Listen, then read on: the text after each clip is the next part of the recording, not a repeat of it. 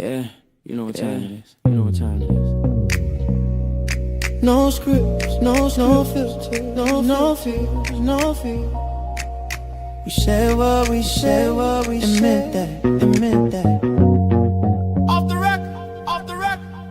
Off the record, yeah, we keep it real, yeah, we keep no filter, shit, we say what we feel, politics, stories, truth on display. We talk that talk in our own way, off the record, and you got Foxy to Roxy, we should go hard. I swear on everything that is exactly what he said right here in the studio. That is the funniest thing I have heard all week. Busy with the facts, she never missed. I said what I said, that's off the record. Come and catch the vibe. Where real ones talk and the truth survive.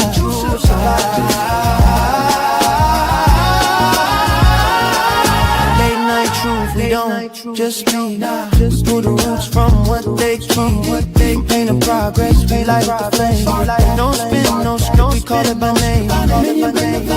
Foxy bring the flame. Busy dropping seats, it'll never be the same. I said what I said, say it loud, no shame. We take you too close, but remember the name. No apology, no disguise.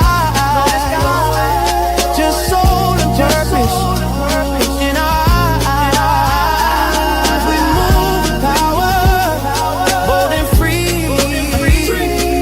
Say it loud, you gon' feel this energy.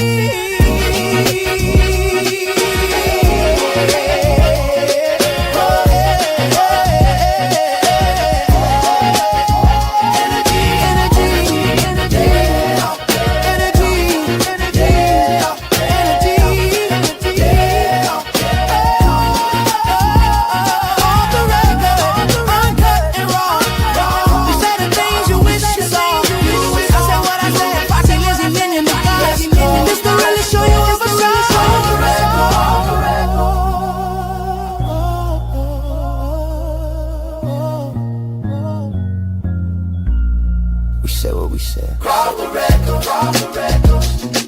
Yeah, yeah. We said what we said, what we said. The record. Hey. What's good, everybody? It is Off the Record. Your boy, Minion with Opinion, aka Minion the God, along with my co-host. I said what I said. What's good? I said Hey, what I said. hey, everybody. Nothing much, Minion. Just trying to get this Saturday started and kicked off. But, everything's good. Happy Saturday, everybody, and welcome to the show. All right. Well, guys, we got a lot to talk about today. As y'all can see from the title, America is cooked at this point, and y'all see it is time for us to get ready. We may be going to war. I don't know. So we're gonna talk about it all today. And in today's show, before we get started, do we want to take some time to shout anybody out? Actually, before we get started, can you guys do us a huge favor and hit the like button? If you have not done so already, go ahead and press the subscribe button. We have a lot to talk about today, and we are definitely going to keep our foot on America's neck because I don't know what's going on with America right now, but we got to hold somebody accountable. Child.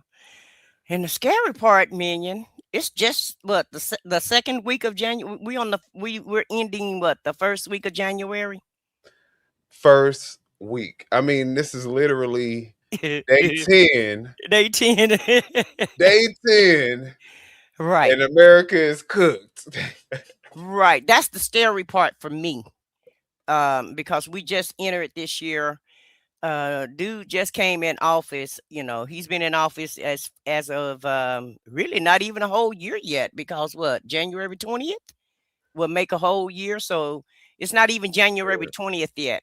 And look at the destruction and the chaos and the confusion and all the ruckus that's going on in America. So I'm not saying I'm afraid, but I'm on alert.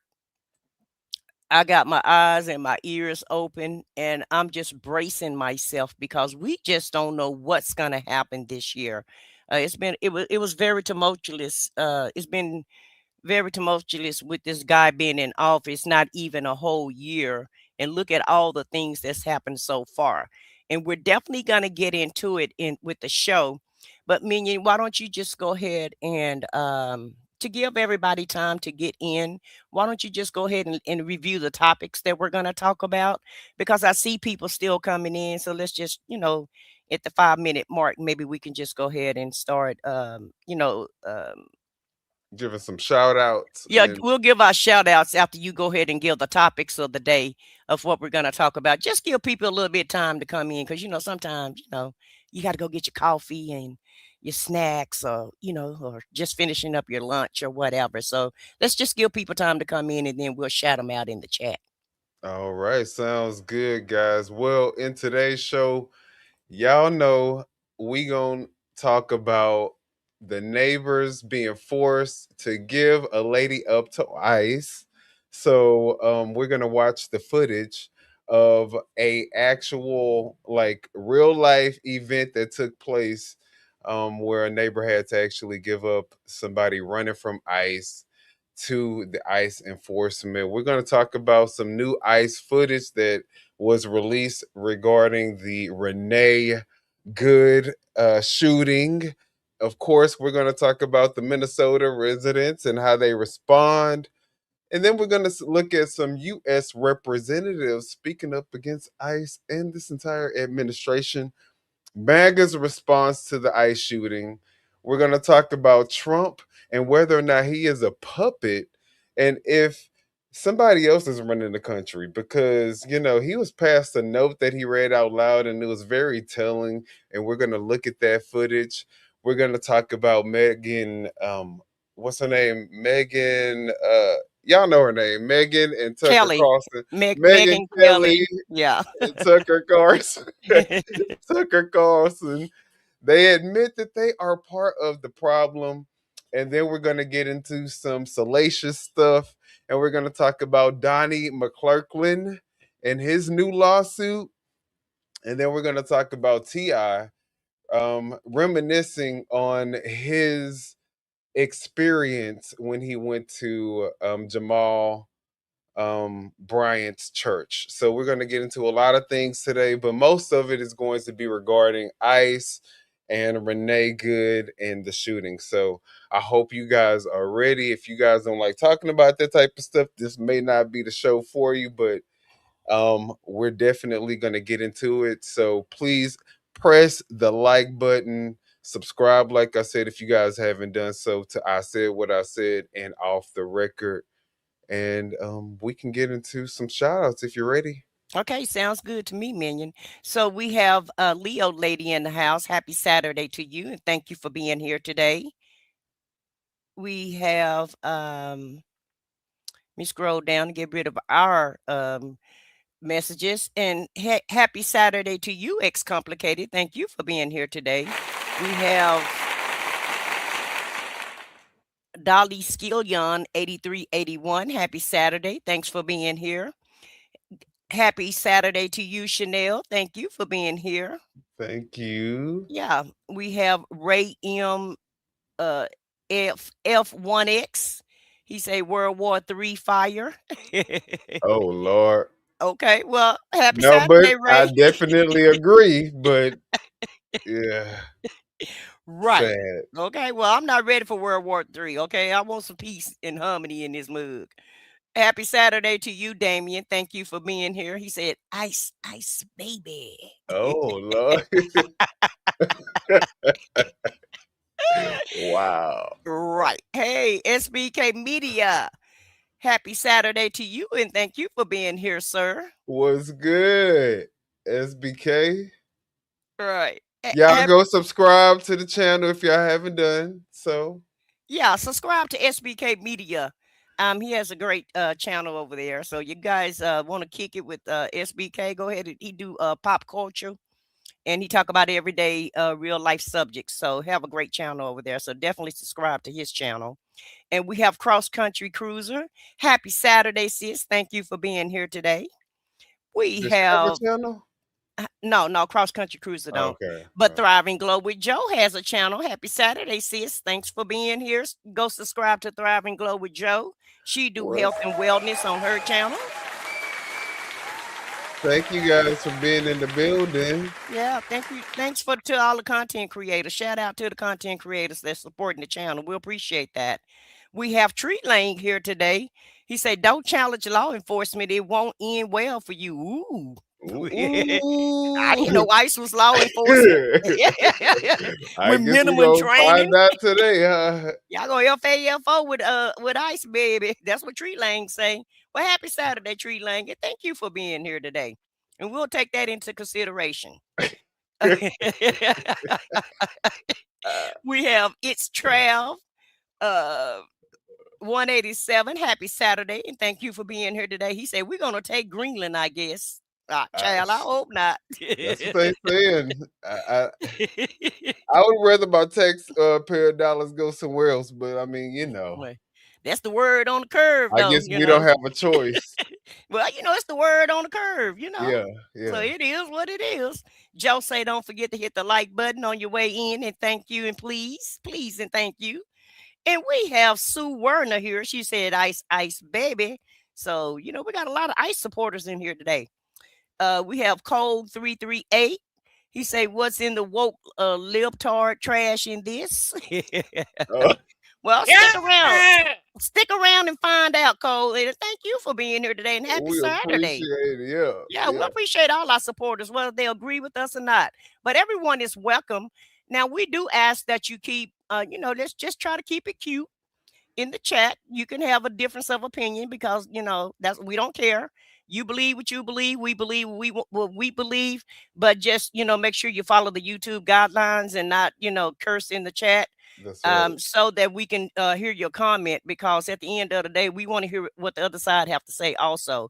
So just make sure your comments are within YouTube guidelines. Thank you, please, and thank you. We have Thirsty Rabbit here. Happy Saturday. Thank you for being here. What's good, Thirsty? We have Mike Gray. He said, "Yeah, look at all the things I make more money he's getting rid of. All the illegals that shouldn't be here. Most of them are criminals, including the ones that just crossed the border illegally." Okay, Mike. Okay. Well, that's a I guess you done your research on it. Yeah. Well, happy Saturday to you too, Mike. Happy Saturday to Damien B2I. He say, "All this libtard sound like they've all leered in the learning center." Okay, well, hey, stick around.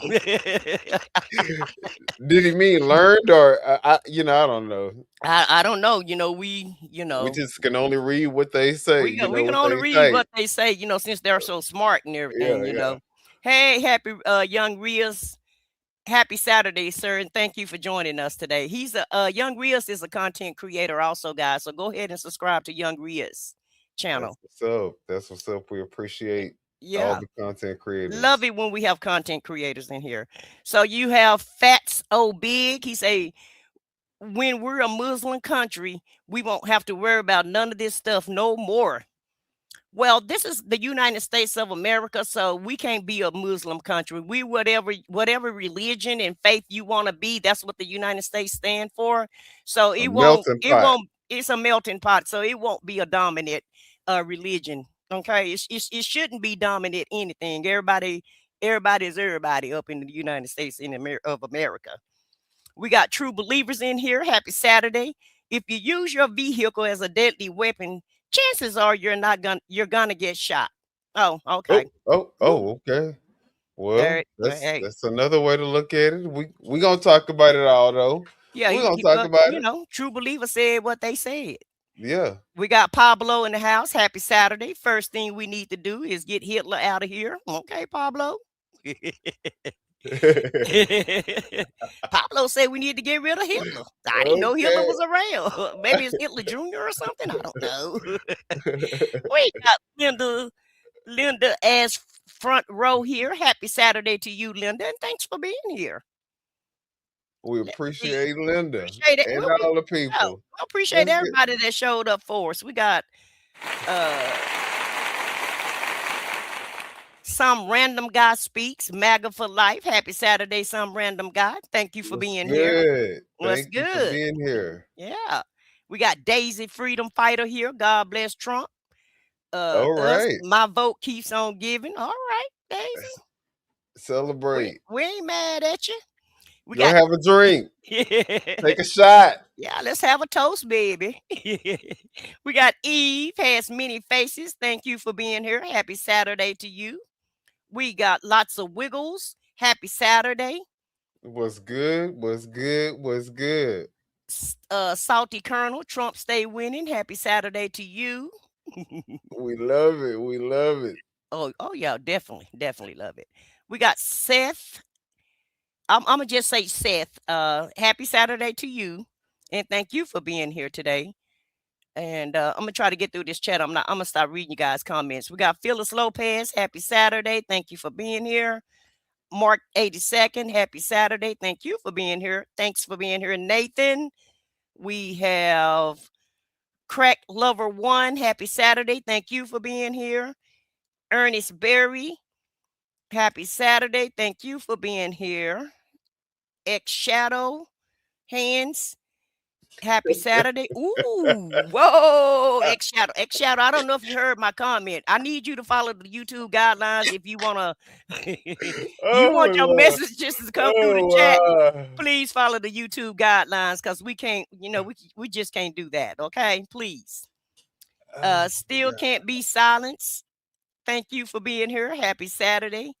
50 kg brain. Happy Saturday. And thank you for being here. Oh Lord, we got a lot of people in here. Thank you, guys. I think Yeah, this is wild. yeah, this is wild here. Truth Only is here. Happy Saturday. I don't even know if I spoke to Daisy Freedom Fighter. Happy Saturday. Thank you for being here because I don't want to miss anybody. We got Rolf in the house. Happy Saturday, Rolf. We got Mark in the house. Happy Saturday. Jen, Joey, Dre, our wife. Happy Saturday to all of you guys. We got Charles in the house. Sheesh. And I know we got a lot. Listen, Linda. They came to hear us. Wow. And we'll appreciate all of this. We do. We'll appreciate your support. Now, make sure y'all hit that like button and make sure that y'all subscribe to our channels. Off the record, and I said what I said channel. Lenny is in the house. Marjorie is in the house. Truth Only is here. Linda is here. Happy Saturday to you guys. We got Captain Homer here. Happy Saturday, Captain Homer. What's good? What's good? Spencer, Dave, Tara. Not when. Look, he said when. When. Go back. Go To back who? To who? the one you just clicked off of. I don't know. I don't know which one because I'm going so fast. Which one Oh, did you? okay. It says something about win, play dumb games, win dumb prizes, WHEN dumb prizes. I'm like, these people here. Well, listen, everybody entitled to their own opinion. Yeah, no, but at least, all good. spell check it before, you send it out. Well, we understand what they're talking about, though. We'll read between the lines. Sometimes your fingers get happy when you're typing. You get excited. You get excited. We got the platinum pimp in the house.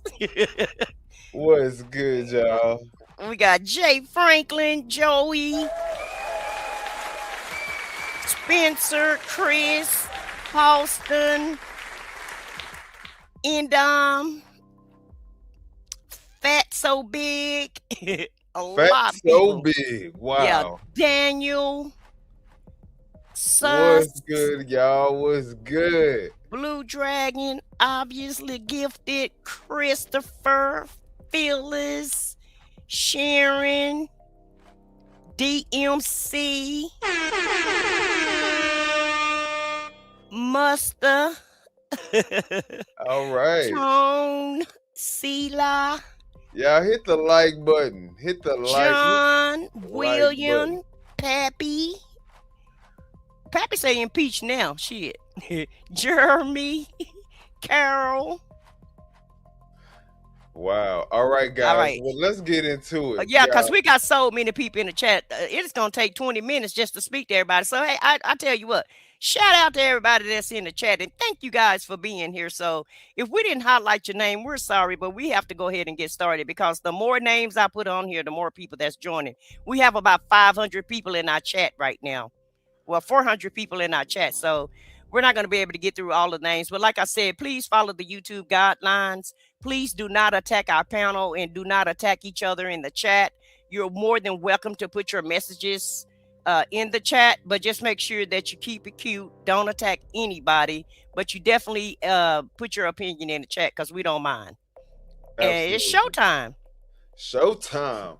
All right, guys. So the first thing, y'all, we going to react to these ICE agents. They picked up a woman and the woman ran, I guess, to the neighbor's house.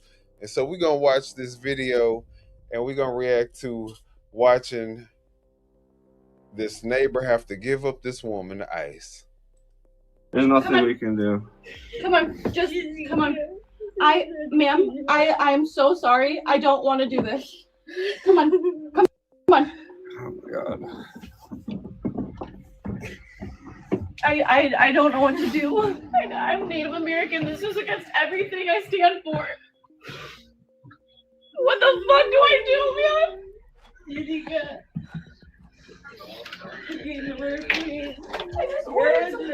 I need you to come up. I'm sorry. Ma'am, I need you. Come on. I can't.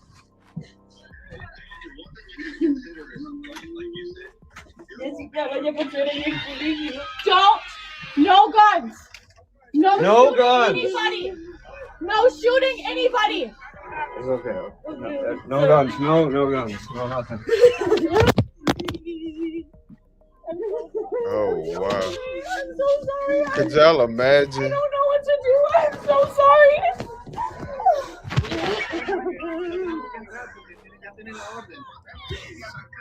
I have TikTok followers. I have this going on my TikTok. I have 11,000 followers.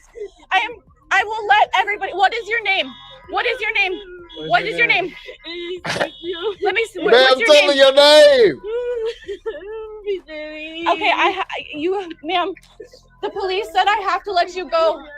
Ma'am. I don't know what to do. What is she saying? No, they won't hear you. They won't hear you.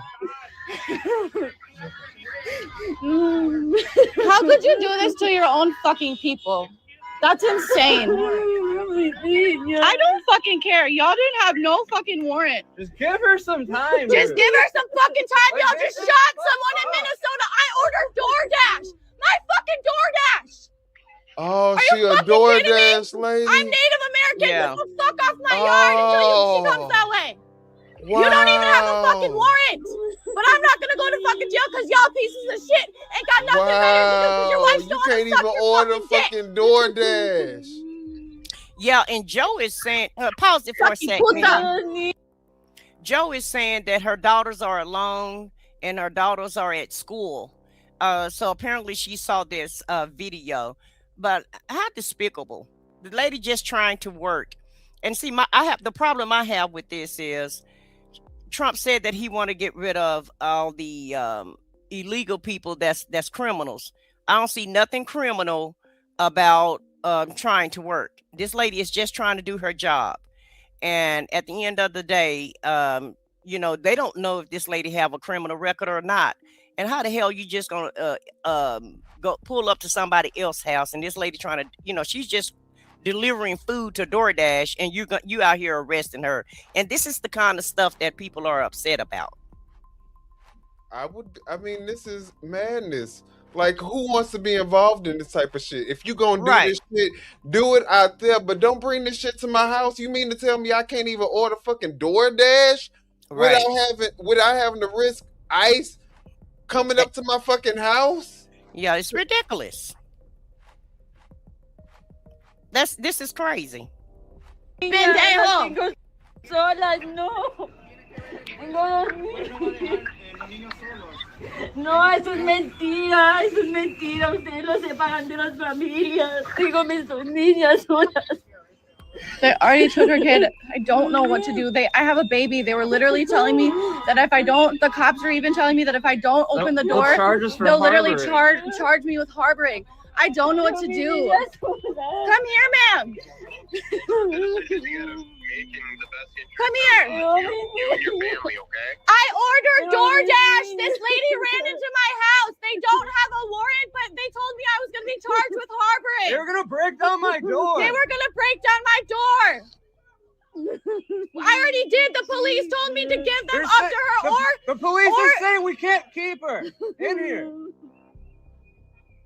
Tengo mis niñas solas, por favor, aunque sea. She's from Minnesota. She has a Minnesota license. And how are you guys gonna wear the police Minnesota symbol if you guys aren't police? You're literally talking to her in Spanish. I hope they turn on you and take your family, because that's what you're doing to people. You're separating families. They took her kid. Wow. I don't know what to do. My baby's inside. I did call the police. The police told me that are gonna help they told us that we have to open the door. We have two options: get charged with harboring or fucking release her. The police should be on their way, but I don't know. And why don't you guys have a search warrant? Where is it? Where's the paper? Show me federal judge Where's the paper? Yo me voy con mis niñas. Where's the warrant, guys? Fucking warrant. This is madness. Yo me voy con las niñas. Yes, you have permission to be on our yard. No, I don't give ICE permission to be on my fucking yard. This is our property. You guys I own this property. This is the kind of chaos that the administration want us to see. Agent Orange like this kind of shit. He loves the chaos. He loves hurting people. He loves putting people in pain. And he's sitting back eating his popcorn, probably watching all of this shit because he loves social media. So, you know, he's sitting back watching all of the stories, watching it all go down, just like he sat back and watched January 6th go down, and now trying to rewrite history. And his followers are just going along with whatever he's saying. But, you know, I remember when his ass was on the campaign trail and he said he was going to be deporting criminals. They don't know if these people have criminal records or not because they're not checking. All they're checking for is if you have a brown skin and if you have an accent or if you have black skin in the Somalis and the Haitians cases. And so they're just targeting different people because they have a quota that they have to meet because they made the statement that they was going to deport, 20 million people or something like that. I don't know what the number was, but they're trying to meet this damn quota. So anything goes now at this point. So this is what you get when you have untrained, unlicensed people that work for the federal government who don't have any type of training and don't know what they're doing. So they're just, you know, at this point, in my opinion, they're vigilant. They're thugs, and they're the ones who's doing the terror attack on America. Not you know, they called the lady a terrorist, the one who Renee Good. They called her a terrorist, but in my opinion, ICE is the damn terrorist around here. Just imagine being able to become $50,000 richer by agreeing to mask yourself up, hop out of a van, and kidnap people. Just imagine what kind of people are you attracting when you say, hey, come one, come all. We are basically completely relaxing the criteria so anybody can fucking apply and anybody can fucking qualify. And a lot of them have records. A lot of them are criminals that's arresting the quote unquote so-called criminals. So what we're gonna watch now is a few instances of unhinged ICE occurrences. One is going to take place in at a high school. One is going to take place in front of an ICE facility. And then I think the first one that we're going to watch is just a guy actually confronting one of the ICE agents. So let's look at it.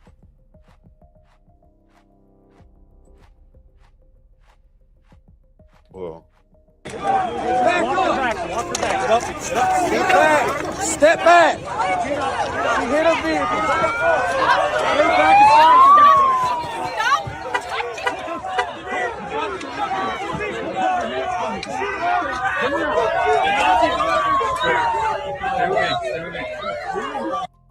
So that's what we got with one of the ICE occurrences.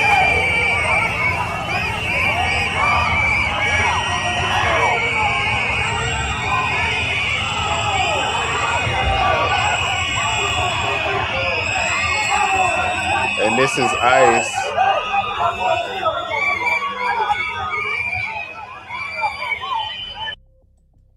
And that's ICE at a school. So that's just basically pretext to the video that we're about to watch that just was released of the new footage of the POV from the officer who was actually filming the incident while he was at work right before. I think this is the same officer that actually fired off the shots that killed Renee Good. So this is his POV.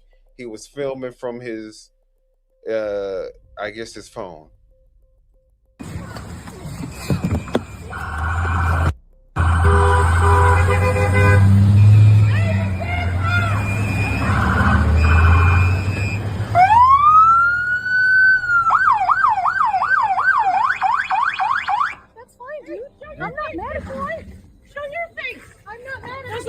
Change our plates every morning, just so you know.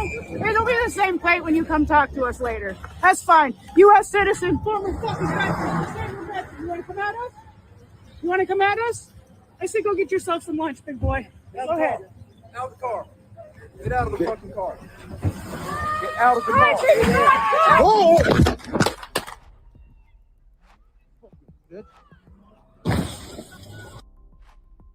So that was the video that was just released. What do you think about that? I mean, she didn't act hostile to me. So in my opinion, what that means is, it's a lot of people putting a lot of shit in our chat right now, right? They're putting their feelings in our chat, and we don't have a problem with that. But I guess you can't say what you want to say to an ICE agent, And so, well, she didn't even say anything mean. She was like, "I'm not mad at you. I'm not mad at you." She said she wasn't mad, but the other lady told Big Boy to go have lunch, and I guess that was offensive enough for them to drag her out the car. Well, for them to try to drag her out the car, and since they couldn't drag her out the car and she was getting away, then he shoots her in the head. Right. And so to me, that's untrained. You're not trained to shoot somebody. And from what I understand, when somebody is trying to get away, you definitely don't fire your weapon. Our police had a problem, have a bad habit of that also. Just because someone is trying to escape you, if they're not a threat, they don't have a weapon, and they're not trying to actually, pose a threat to them, just by getting away is not a threat to any officer of the law. Okay. Like I said before, you got facial recognition, you got license plate recognition, you have all type of technology to find these people. So why put yourself in danger and put the public in danger, as well as your suspect in danger, shooting at them just because they're running away from you? That is not training 101 in any type of law enforcement. In addition to the fact that this man, he was so unharmed that he was able to keep his phone and walk still around in his hand. Yeah. Recording. It didn't hit the floor because he was, bumped out the way or nothing. He still had his phone in his hand. My thing is, why is your phone in your hand while you're working? And we're going to talk about that a little bit later on anyway. But that's also another thing. Why are you filming while you're at work? And the whole thing about it is, I know we're going to talk about it later, but you had JD Vance and Fox News and MAGA saying that she's trying to hit this guy. Well, if she was going to try to hit him, she would have pulled forward. She wouldn't have turned her tire to the right and then tried to get away. She pulled opposite of him. So she wasn't trying to run over him. She wasn't trying to use the car as a weapon. She actually was just trying to get away from him. But of course, this administration wants you not to believe your true eyes. Don't believe what you hear, just believe what we say. And I mean, I'm gonna play it one more time before we move to the next clip, because I think that it's important that we actually, I mean, the woman was practically, you know, to me, very courteous, very nice, considering the circumstances. They're protesting against ICE. This is an ICE agent. She's not showing any aggression. She's trying to let people go around her. So let's just watch this video one more time, and then we're going to go to the next clip. Let's see.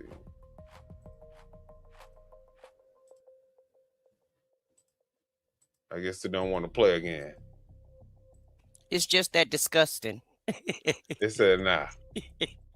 Let's move on. Okay, let's go. Keep going there. My dad fought in World War II, in Battle of Bulge. He'd be rolling in his grave to see what's happened to America now.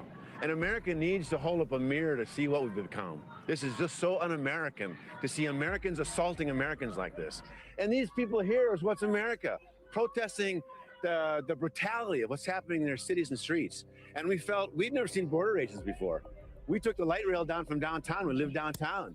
And we were trying to protest what happened yesterday, that bloody shooting, but then to see what border agents are like. And this is our first exposure to border agents. Pushed down the snowdrift. You know, we weren't part of anything, aggressively assaulted, and like, okay, that's what this is. That's what Border Patrol are. And they want fear. They want to project that intimidation. And that's frightening for all of America.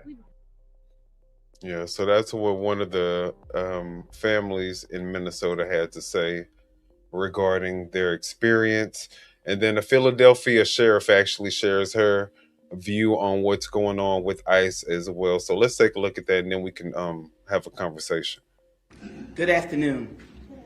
I'm Rochelle Bilal, the sheriff for the city and county of Philadelphia. And I say her name, Renee Good. Renee Good. Renee Good. Renee Good. Renee Good. Renee Good. This should not have happened, but we're here today. Let know that law enforcement professionals, real ones, not the fake made up ICE, probably Trump's new army to attack citizens of the United States. Did you hear what I said? No law enforcement professional wears a mask. None. None.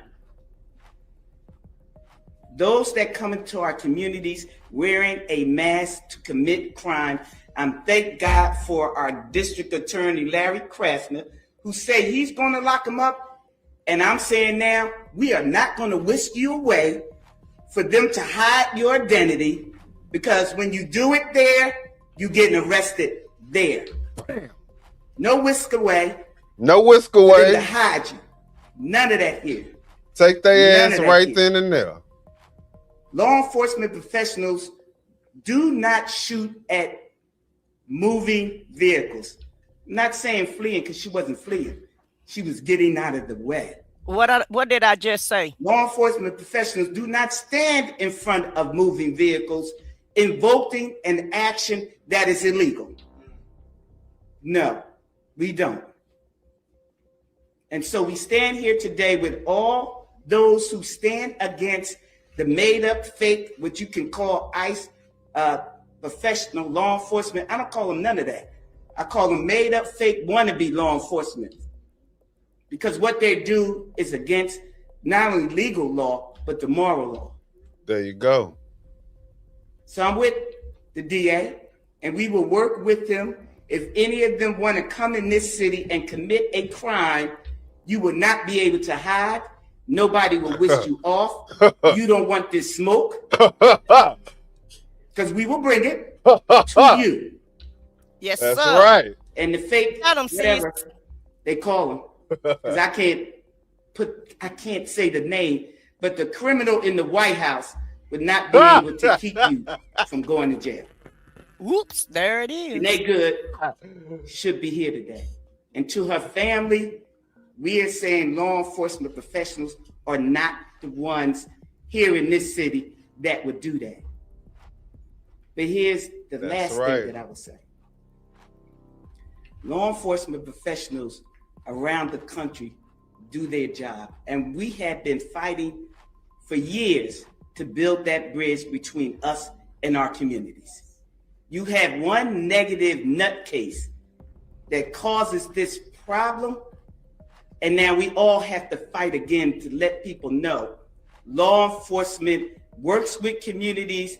These crimes would not be down if we didn't have communities work with us. Thank you. Did she just? Sis read them their rights, and I wholeheartedly agree. And that's just what I just said. You're not trained to shoot at somebody that's moving. You're supposed to try to diffuse the situation, not exacerbate the situation. You're not supposed to do that. And like she said, they're not trained. They're unlawfully trained people that he just installed in the streets. And everybody that's going along with this, you better buckle up and get ready, because today is Renee, tomorrow it may be you.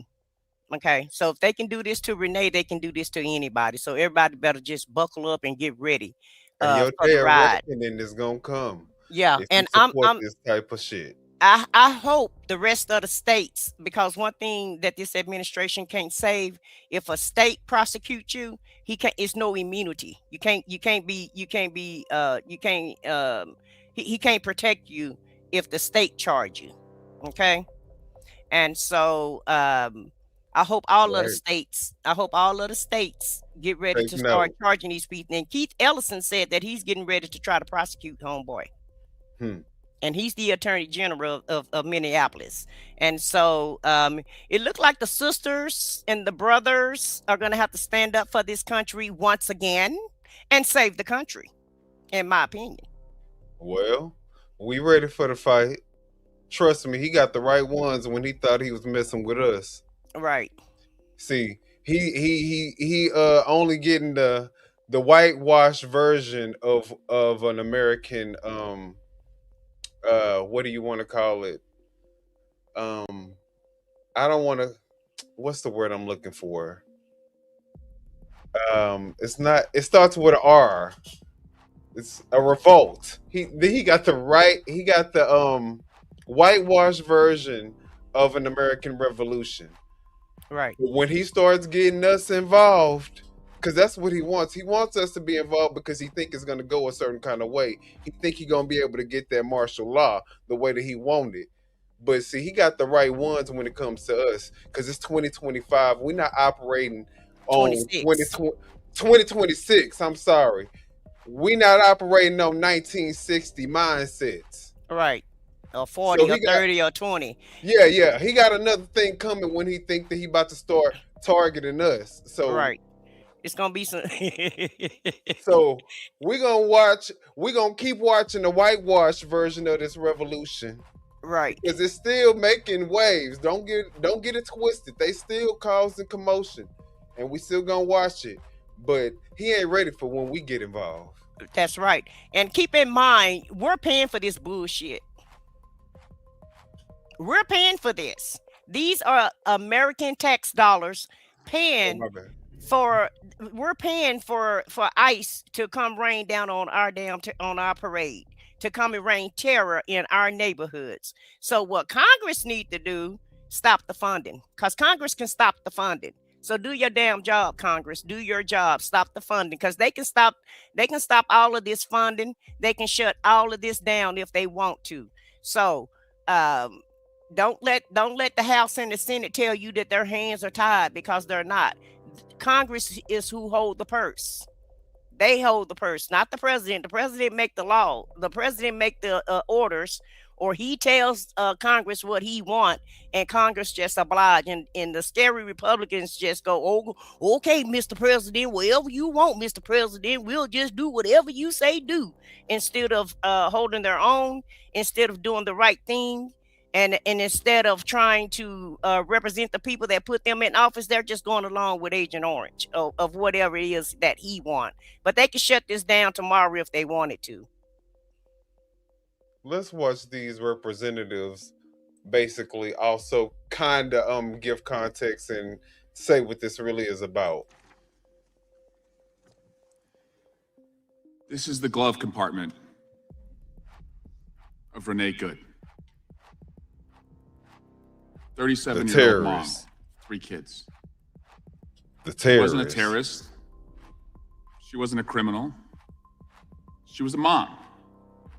There's no weapon in that glove compartment. There's no knife, no gun, no explosive. Stuffed animals. Any one of us with young kids knows what that glove compartment looks like. It's a distraction device. It's a bribery tool.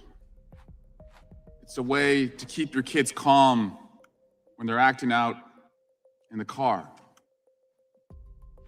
She had a baby to go home to. A 6-year-old who is now orphaned, who lost his father just 2 years ago. So you want to defend this? You want to defend the murder of this mom? You want to root on and cheer for her being shot in the face 3 times? Unfortunately, this is where we have been heading from the start. It was just a matter of time. When you hire masked thugs, of course, it's going to get increasingly horrible. We started with ICE agents chasing people through the fields and the factories where they work, deporting US kids with stage 4 cancer, pulling peaceful people out of their homes and cars by their hair. And now, shooting a mother and telling us, just like you told us on January 6th, don't believe your eyes when you see the video. Is this going to get worse? Of course it will. Bodies are piling up. Will Renee Good be the last mom murdered by ICE? We literally now have masked murderers roaming our streets. But we're not helpless. And if my Republican colleagues are going to do nothing right now, you better believe that accountability is coming. Here's what it looks like. The masks are coming off. Identification is coming out. Immunity is going to be stripped. And to Kristi Noem, Tom Cashbag Homan, and Greg Bovino, your asses are going to be in these witness chairs. The job we have on this committee is to keep Trump out of our streets, out of our homes, and out of our lives. No policy matters to anyone on this committee if you can't protect your people.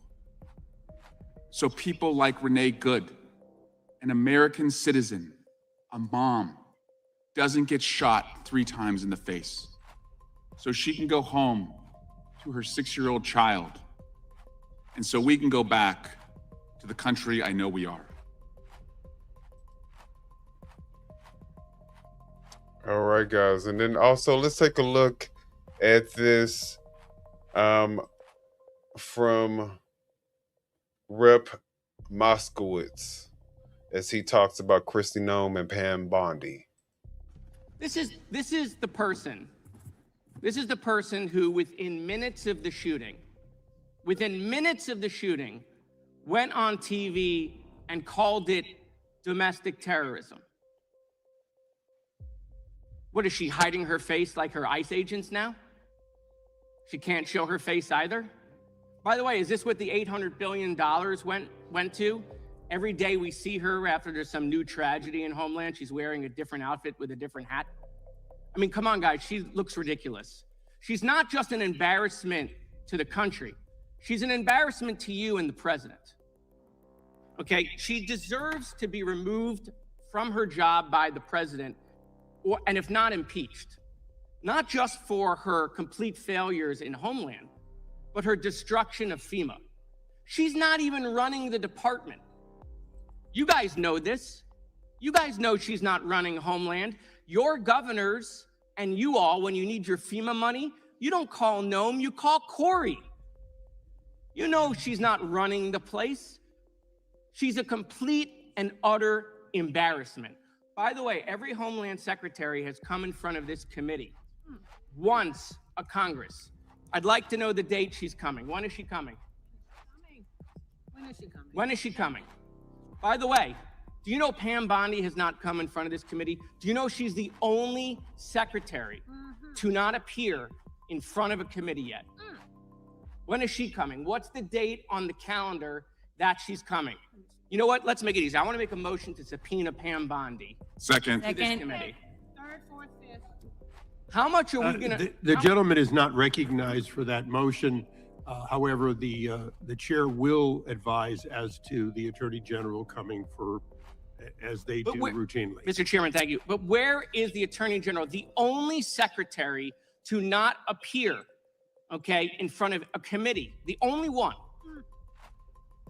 We're into year 2 of this Congress, and we've not had the Attorney General in front of this committee. How much are we going to weaken Article 1 of the Constitution while you guys remain in power? I watch you twist yourself into pretzels trying to defend this, running away from previous statements, disagreeing with yourself, trying to defend the crap that's happening. All right, so you guys see them talk about Kristi Noem, how she basically is just a cosplay puppet that's in office. She's not really wannabe. Yeah, she doesn't know anything about what her role is. She just gets in front of cameras and spews the script that she's been given. Because obviously none of them know anything about an investigation. How the hell is she gonna get her ass out on and do a public press conference talking about a shooting that hasn't even been an investigation to? 15 minutes. The blood hasn't even dried from on the damn. They still wait a minute. The woman was still on the damn scene. The coroner hadn't even picked the woman up. The investigation was still going, and she gets on TV and holler, that she call a woman a terrorist and what have you. But at the end of the day, I heard through the grapevine, and I'm watching all these rumors. The rumor is they getting ready to try to allegedly impeach her. Congress is not happy with her at all, and they're trying to. It's in the rumor mill that they're getting ready to try to impeach her. Yeah, and I can't wait for her to leave. And keep in mind, this is the same person that actually killed her own dog. Yeah, because she couldn't train it. Yeah, the dog was untrainable. So let's just go ahead and take him out. With that type of mindset. Good God Almighty. It ain't her. It ain't her. It's the dog. Yeah, it's the dog. Yeah, kill him out.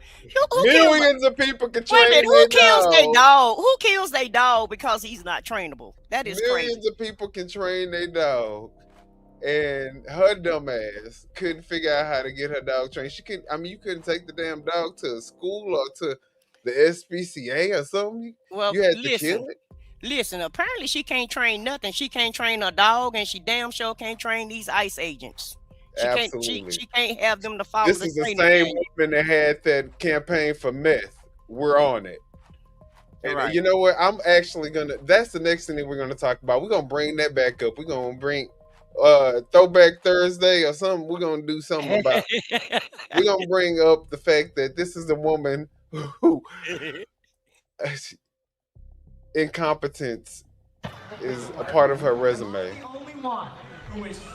Oh, but let's look at Stephen Miller, guys. This is a little excerpt from what's his name? Jimmy Kimmel. He did a little show on a little segment on Stephen Miller, and I thought it was funny. So let's talk about it. He did a little montage on a little montage. Right. So let's just look at this real quick, y'all. Am I the only one who is sick and tired of being told to pick up my trash? Yes. He's been sick and tired of. What a lovely young man, huh? Even for 2002, that was apparently too much. And then when they tried to bring up the next speaker, all of a sudden it was okay to resist the authorities.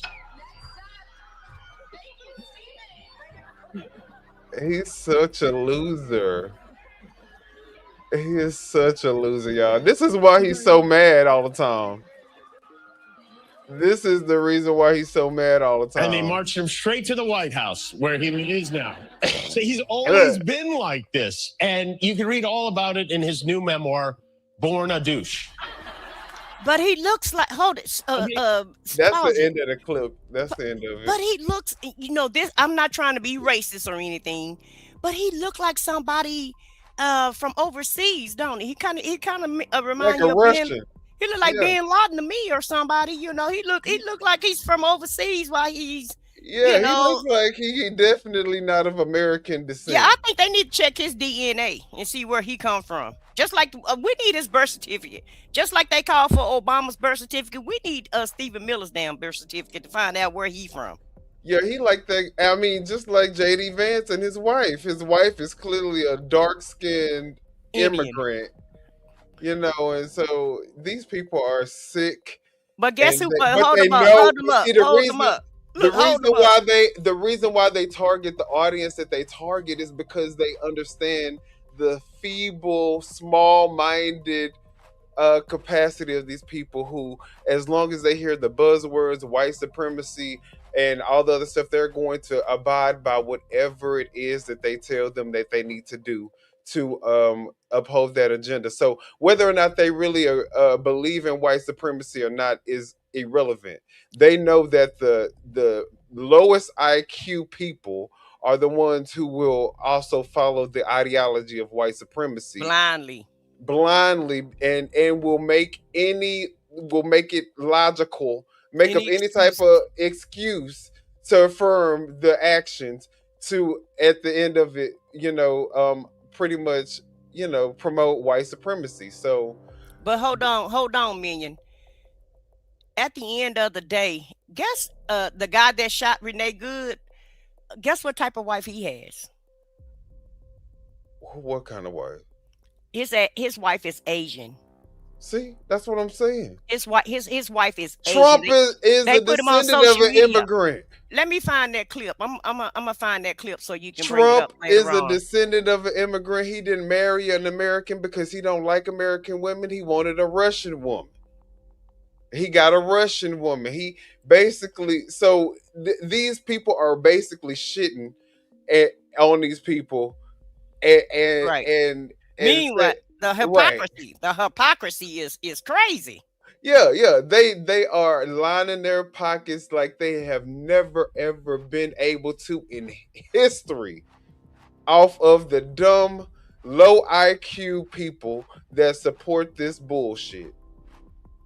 But only under the guise of saying it's going to eventually be white supremacy. But while none of the people that are in power that are saying, yeah, guys, this is what we are trying to do. This is white supremacy. None of them are actually following the rule book of what white supremacy is supposed to look like, because they all got immigrants. They all descendants of immigrants.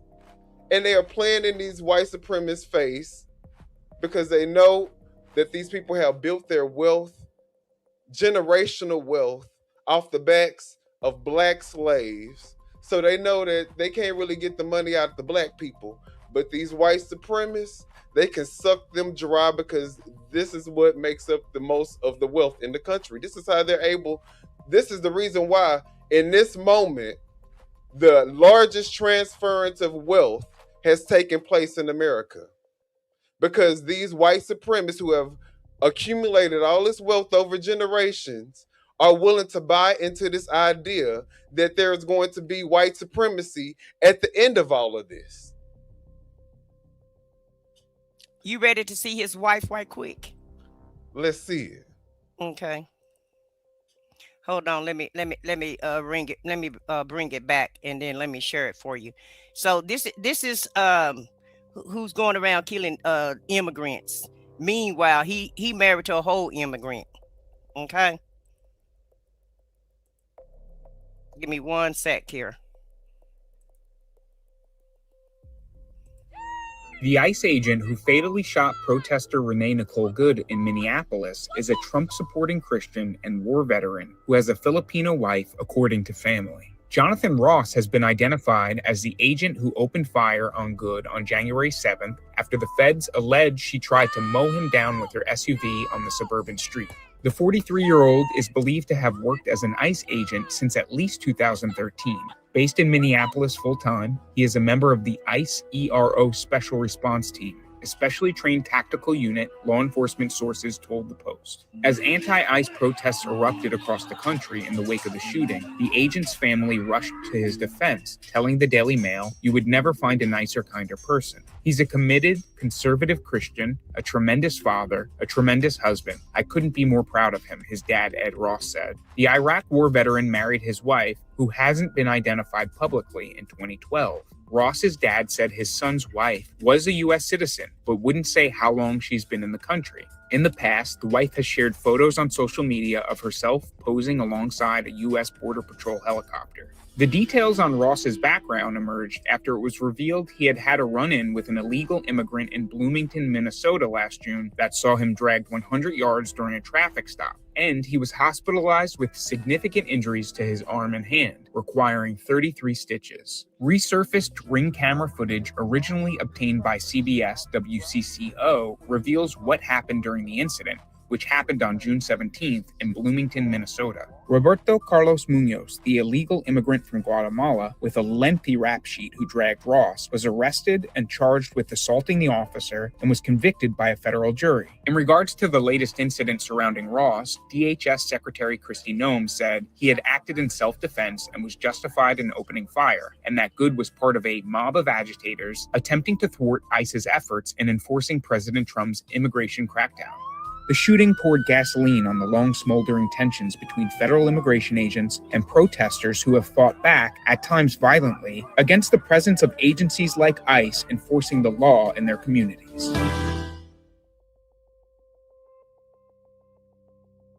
So he's had a history.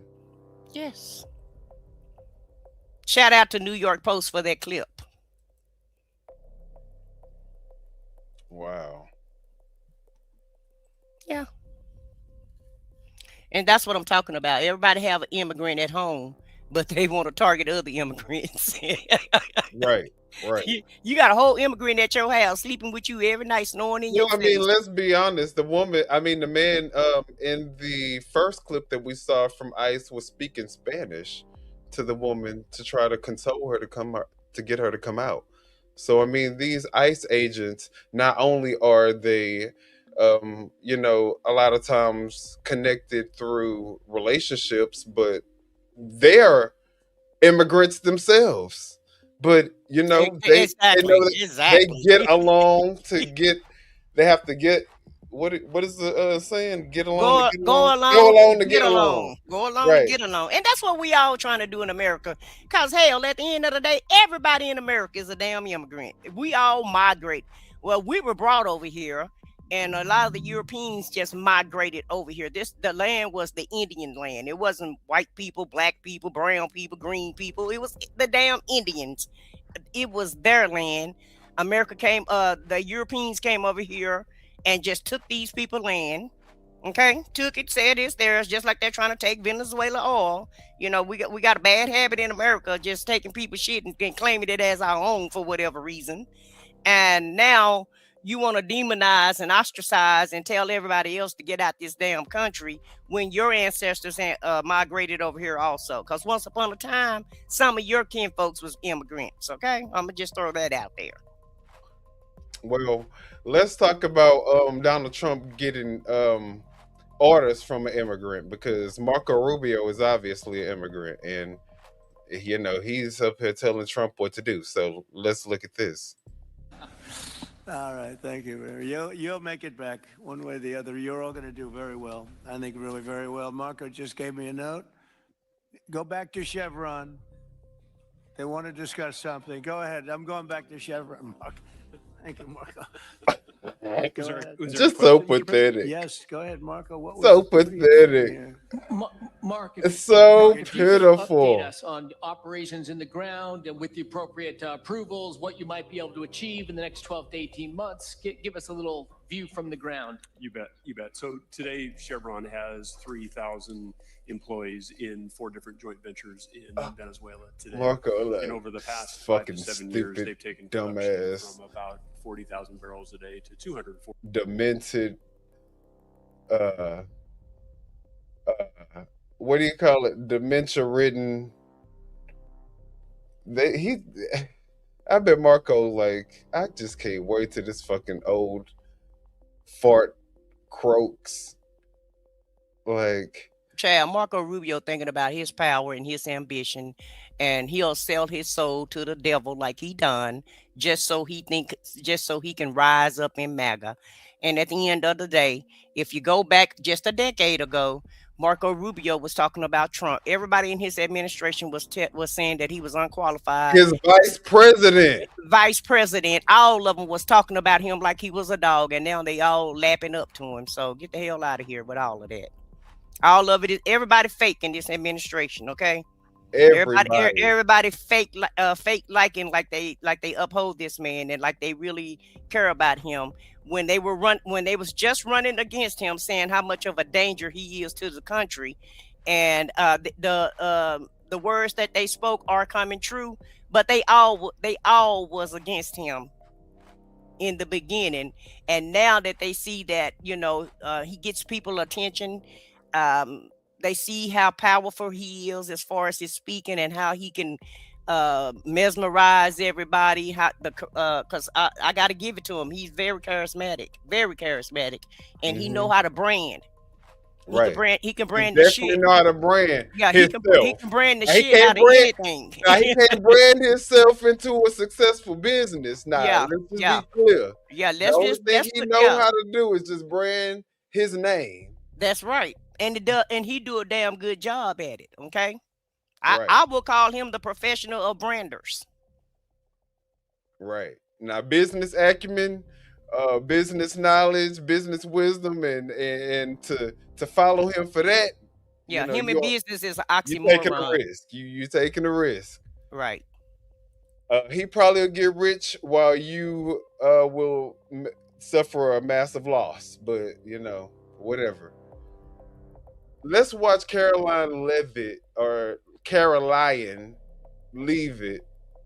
She gonna try to say that Renee is basically the organized antagonist and it's the reason for her own demise. So let's look at this clip. The deadly incident that took place in Minnesota yesterday occurred as a result of a larger, sinister, left-wing movement that has spread across our country, where our brave men and women of federal law enforcement are under organized attack. Right now, immigration and customs enforcement officers are facing a 1,200% increase in assaults, a 3,200% increase in vehicle rammings, and an 8,000% increase in death threats. ICE agents are faithfully enforcing federal law to protect the safety of the American people by removing criminal illegal aliens from our country, which is exactly what nearly 80 million Americans elected President Trump and Vice President J.D. Vance to do. Radicals in the Democrat Party are furious over this. They don't want our border secured or criminal illegal aliens being removed. As a result, Democrats are impeding immigration enforcement operations daily, creating extremely heightened and dangerous circumstances that make it nearly impossible for the men and women of law enforcement to simply do their jobs. Well, maybe that means that the agents need to have better training if it's going to be even increasingly more dangerous for them to have to do their jobs. They probably need a little bit more training that they're not, killing up the American. And I'm tired of these dog whistle words, radical Democrats. Anytime anybody have any objection or a difference of an opinion, then you're radical. Right. You're radical for thinking logically. Y'all hit the like button if you agree, or if you think that ICE is doing what they're supposed to do. Hit the like button. We want all of the likes. We want to know you guys have to say. But yeah, And leave totally. a comment too. We don't mind if you on the replay. Go ahead and post your comment. We don't mind, and we don't care if you agree with us or not. You know, it's a free country. It's supposed to be anyway. Absolutely. Absolutely. And now let's just kind of look at this little clip of JD Vance. They're basically talking about the feds cut off Minnesota's access to investigate on the state level. So, although it was a federal agent because it's an ICE agent, Minnesota, the state, I guess, was trying to investigate, and they were blocked from being able to access any of the records or any of the files. So we're gonna look at that real quick, and we're gonna see JD Vance's response. Yeah. Thanks for taking my question. So the head of Minnesota's investigations agency says that the U.S. Attorney's Office has essentially cut off the state investigations agency's access to the investigation. What is the precedent for that, and why shouldn't the Minnesota officials on the ground have access and evidence to work on this investigation? First of all, I wish the state officials in Minnesota would investigate why you have so many people who are using their vehicles and other means to actually interfere with a legitimate law enforcement operation. The precedent here is very simple. You have a federal law enforcement official engaging in federal law enforcement action. That's a federal issue. That guy is protected by absolute immunity. He was doing his job. The idea that Tim Walz and a bunch of radicals in Minneapolis are going to go after and make this guy's life miserable because he was doing the job that he was asked to do is preposterous. The job that he was asked to do. And I want you guys to also keep in mind that prior to this man right here, the one with the eyeliner, the black eyeliner, and the smoky eye.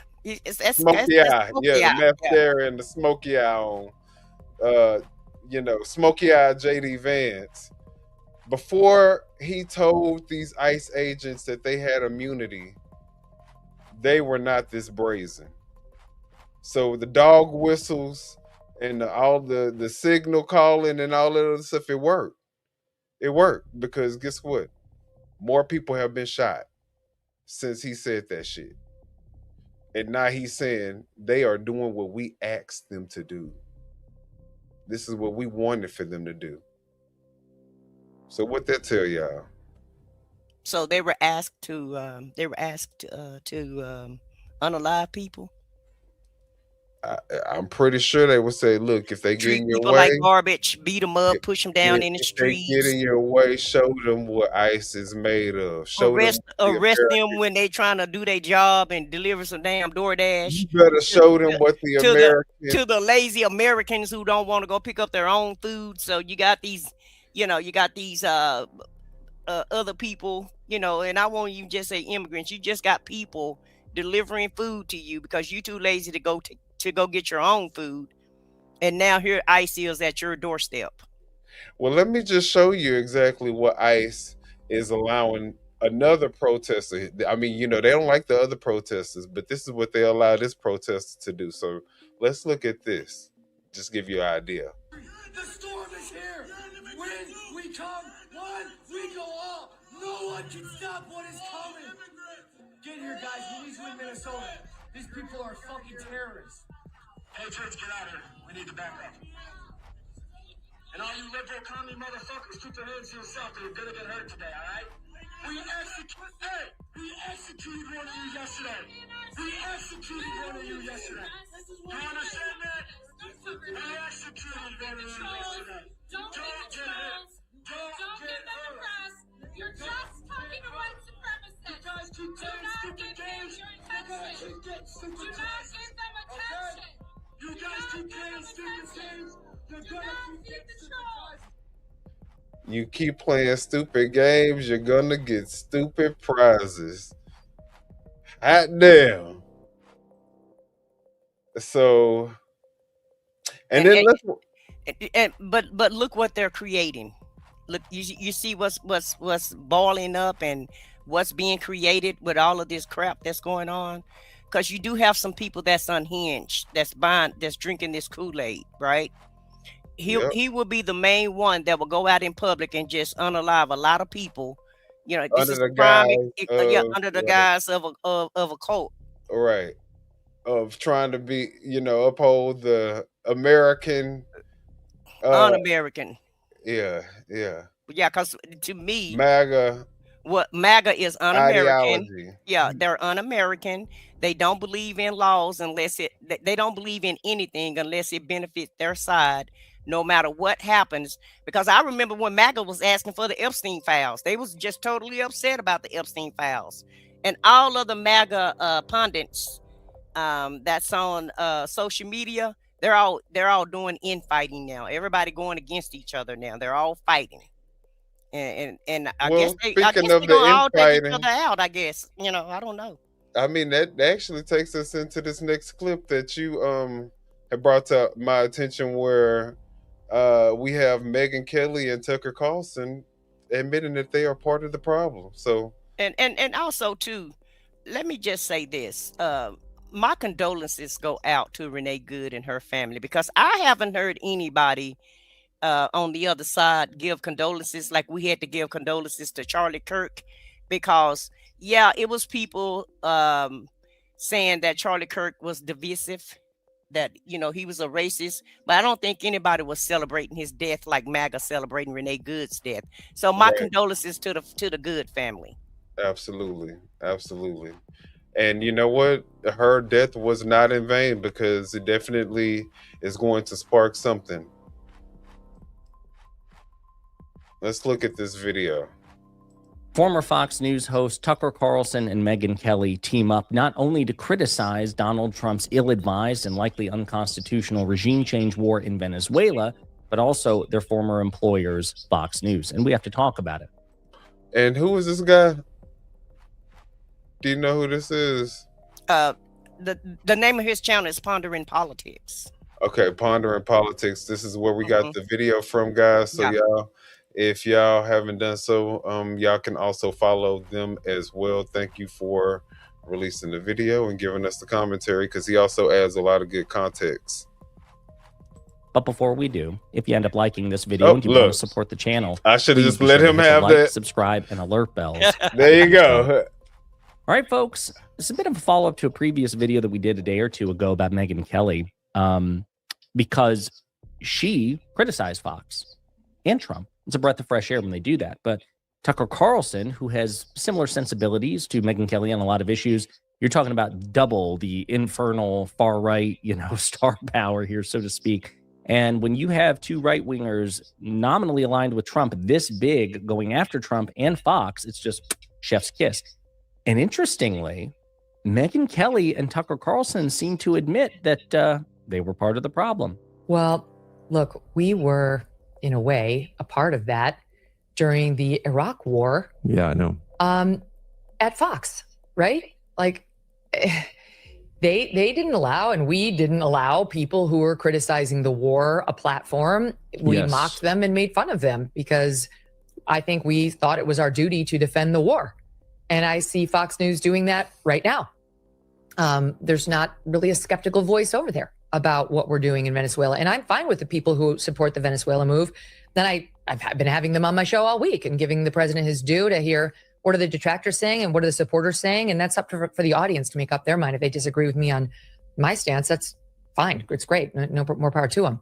But, that's not the job when you're on Fox News. And when I was there, I'll speak for myself, it was very clear to me what the job was, which was to root for it, to defend it, period. And not to allow Very skeptics clear on what the job to was. express, why they thought it was a bad idea, but instead to mock them and to belittle them. Well, Tucker Carlson admitted, they were part of the problem at Fox News, that when it was a Republican in charge and it was about regime change war and just war in general, they had an expectation that they were to not only not represent the alternative point of view, they were deliberately tasked from management to mock it and deride it. Not exactly good faith journalism. Of course, I don't think at this point, I'm not sure. Sounds like a lot of people that's in a chat. You know? Yeah, you can't think for yourself. So you just have to understand the assignment and just go out there and do what we tell you to do and say what we tell you to say.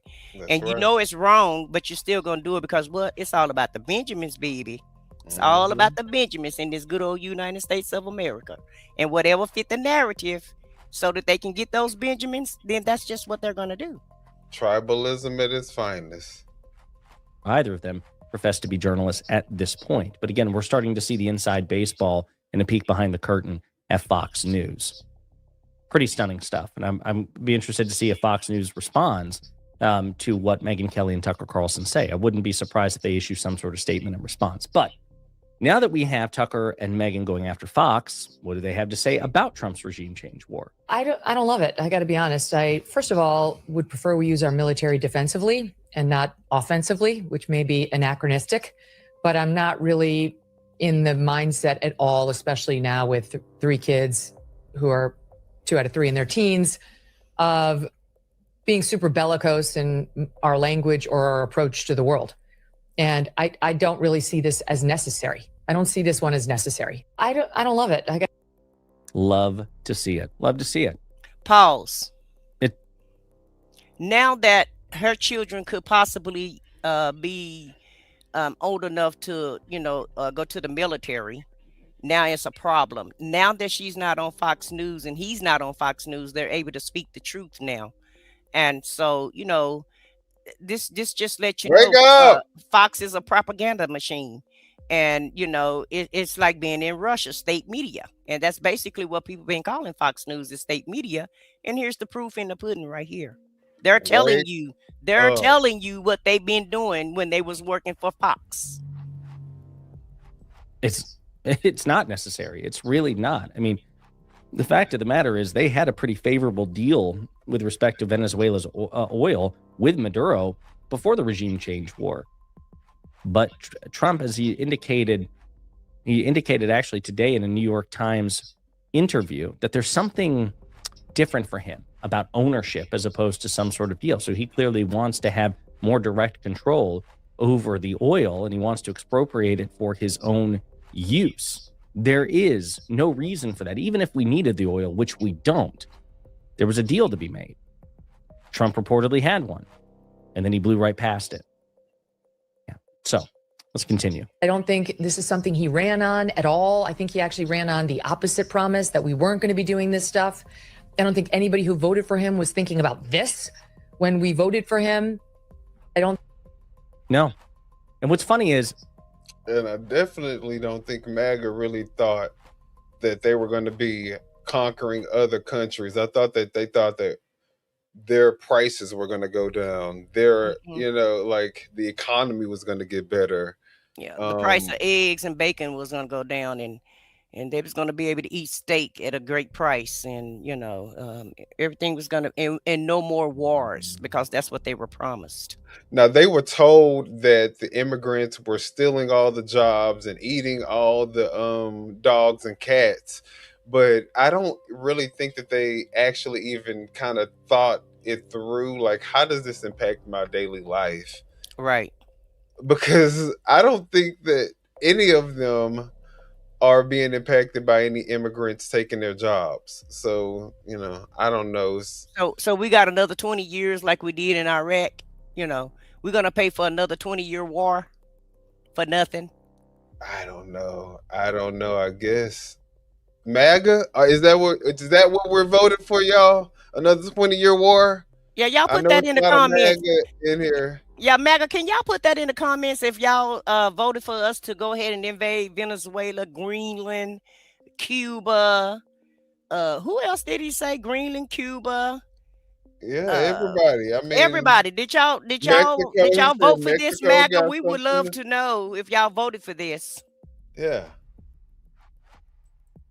And look like since Tucker and Megyn been on here, MAGA done kind of quieting down in the chat. So I don't know.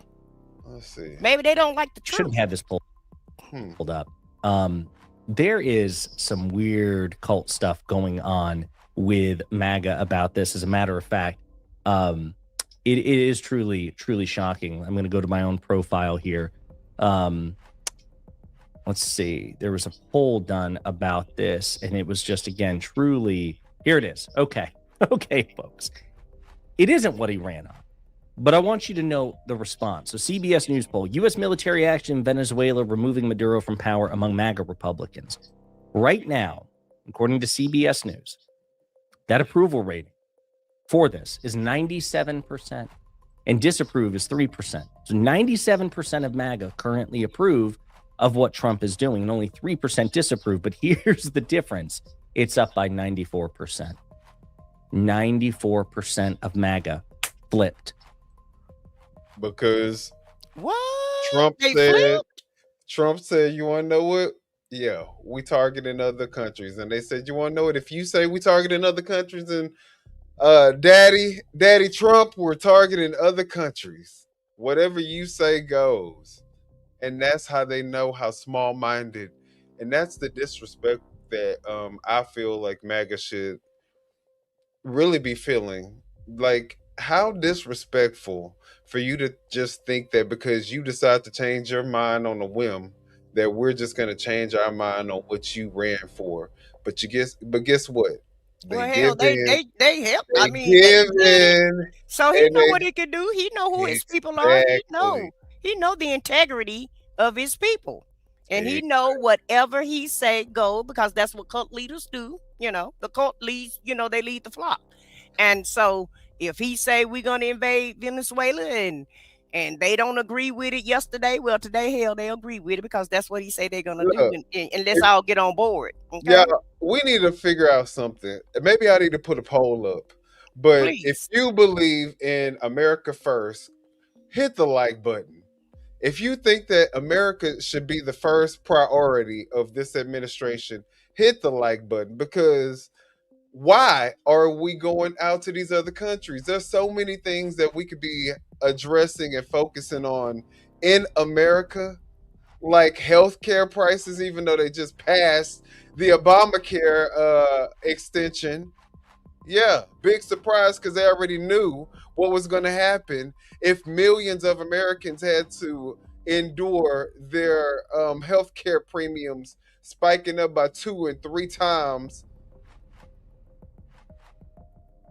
and people had to get out for healthcare. So, big surprise, the Republicans didn't have any type of other alternate plan, so they had to go ahead and extend the subsidies.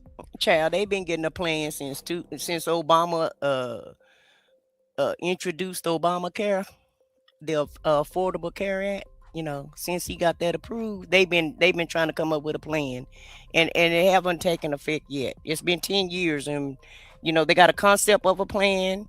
They have some talking points of a plan, but they don't really have a plan. So now the House went ahead, you know, remember that shutdown that we had? And, you know, we shut down for what, 6 weeks?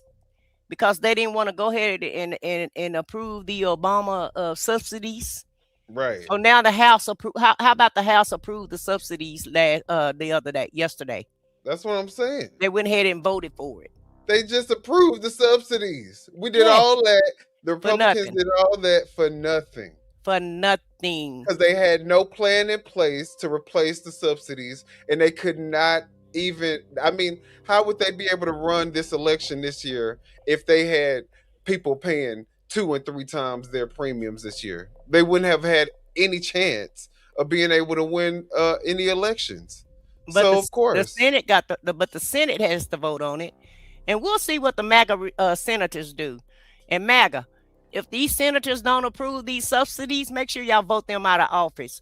I feel like we need a whole big change. We really need to change Congress, because these people are not working for us. They're working for themselves, in my opinion.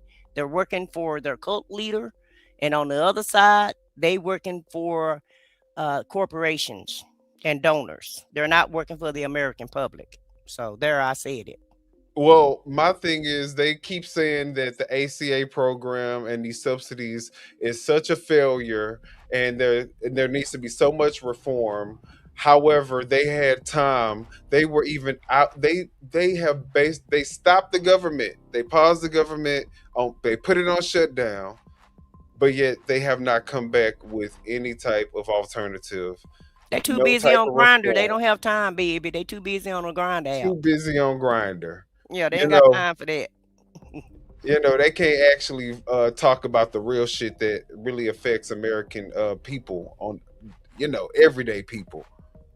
So Allegedly. Right. Let me put my Allegedly. all right, let's keep playing our guy here. Between this poll and one of the last ones on Trump's regime change war in Venezuela.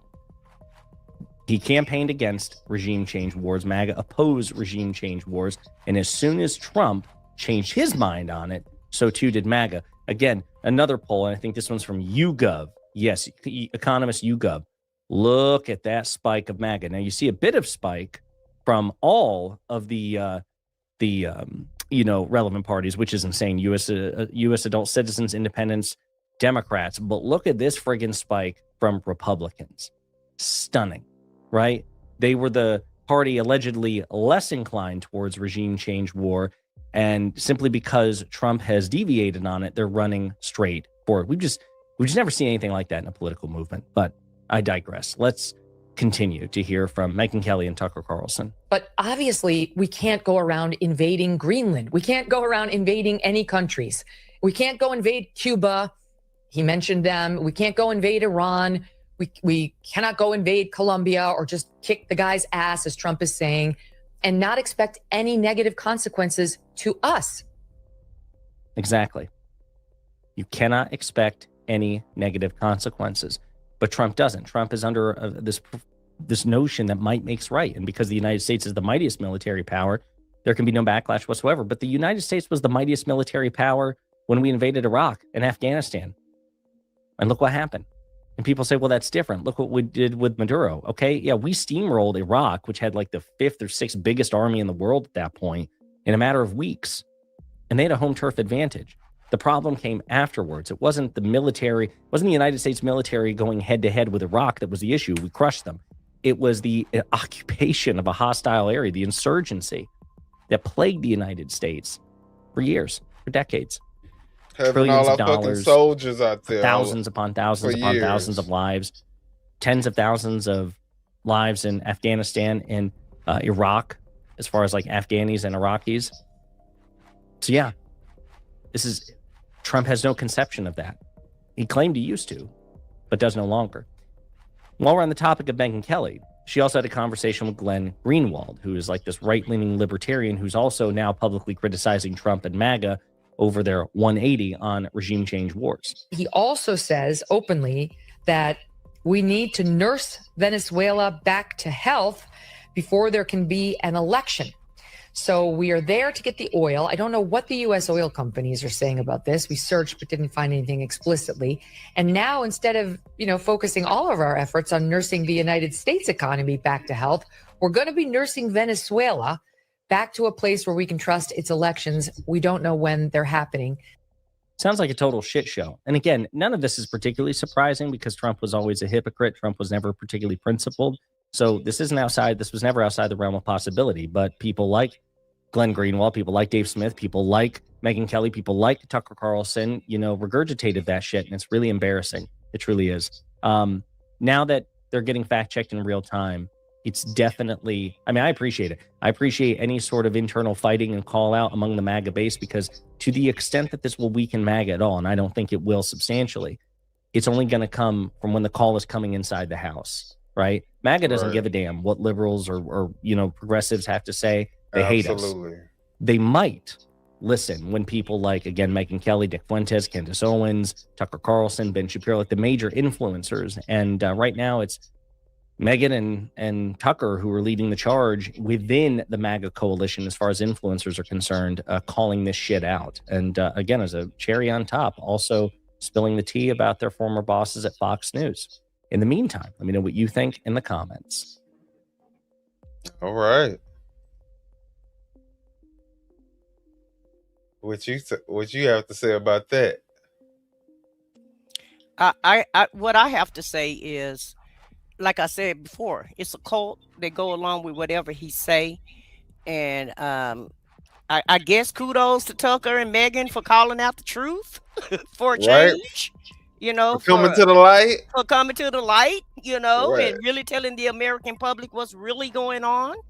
And I don't think that they're going to change the minds of anybody. Right. I just don't. I just feel like, you know, the only way that people's minds are going to be changed is when it hit home. Okay.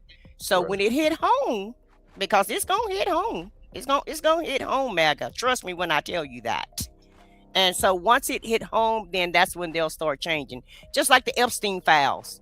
You know, he campaigned on that and did everything he could to try to keep the files from coming out, even kept 1 million files away. They mysteriously found, you know, with the Right. files, Right. you know, missed the deadline of when he's supposed to produce the The files. best investigative organization. Right, right. And so, like I said, when it hit home, that's when minds will be changed. And some people are changing. Some people are seeing the light, because let's just keep it real. Everybody that voted for him don't uphold everything that he does, like no one does. Even when we vote for our president, you know, we vote for the things that's best for us. And some things they do we like, and some things they do we don't like. Nobody is gonna go in there and do 100% of what you like, right? Right. But right is right and wrong is wrong.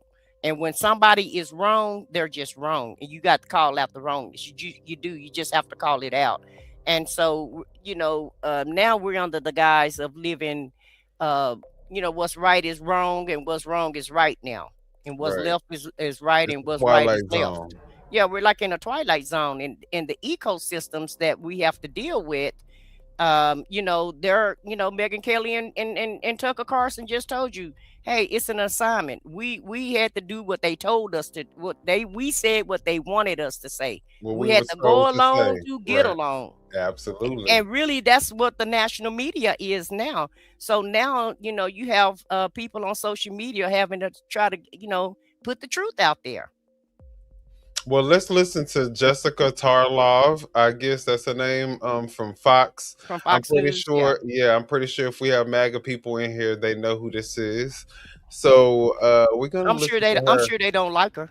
I'm sure they don't, but she's gonna debunk everything that they say in defense of ICE in regards to the Renee Good situation. So let's look at this real quick. Mhm. Jesse, you just said this woman is in severe crisis. She was boxed in. If you watch the whole No, video, she was boxed in. that's what she was boxed No, in. I said the team was boxed in. Okay, the team was boxed in by once she moved over, she pulled to the side, and then she actually waves another ICE officer past her, right? So she's in such severe crisis that she can be polite in traffic and say, you go ahead. And then you hear her actually audibly saying, I'm pulling out, right? She signals exactly what she's doing. She starts to move forward, and everyone should go and watch. The New York Times has about 3.5 minutes of footage coming from every angle. And this is what they brought up to President Trump when they were meeting with him last night, when he said, you know, the officer, the brave officer, and after he tweeted, it's hard to believe that the officer is alive when he walked away completely unscathed. We can see that on video as well. But the footage contradicts the administration on almost every level of what they've said. Renee Good waving the vehicle by. The officer was to the side of the car when he drew the gun. He leaned over the hood for the first shot. You can see that on the angle too. That he fired 2 more shots at arm's length on a 90-degree angle. And it almost doesn't matter, actually, what she was doing, because she didn't have another weapon. According to DOJ policy, which they should be in compliance with, it says deadly force may not be used solely to prevent the escape of a fleeing suspect. Firearms must be discharged at a moving vehicle unless a person is threatening deadly force by other means than the vehicle, and no other means of defense exist, including moving out of the path. He could clearly move out of the path because he did, and that's why he was unscathed in this. I don't know why it wasn't good enough for Secretary Noem or the president or the vice president to say, this is a tragedy, we need to investigate this. And not only do we need to investigate it, we need the FBI to work with local officials on the ground in Minnesota, which apparently they do not want to do. And Governor Walz was talking about that as well. That would have been the responsible thing to do here. And talking as if there is no potential that this officer is at fault with what happened, feels like you're getting a little bit ahead of your skis, especially when there is so much footage that contradicts the story that the administration is giving. Hello.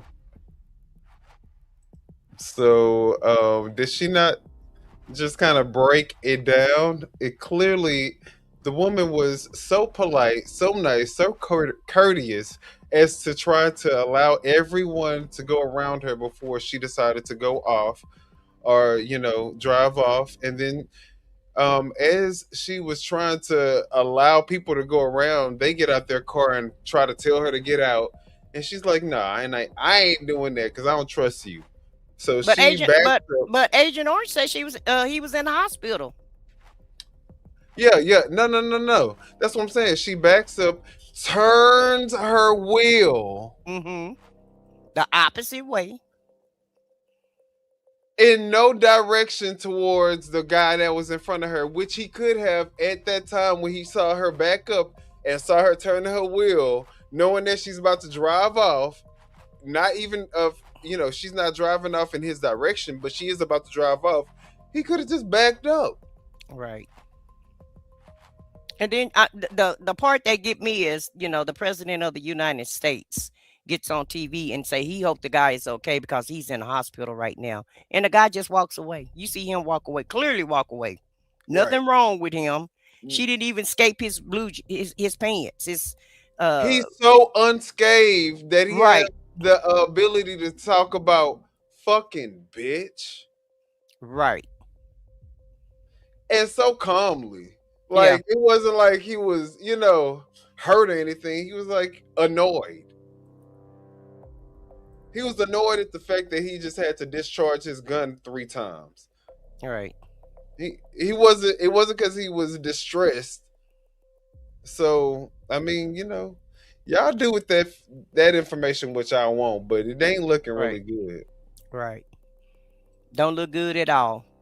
But, hey, if they say it's right, it's right. If they say it's right, it's right. That's what Christie said. Let's look at a former. Christie said his life was in danger. Everybody say J.D. Vance said his life was in danger.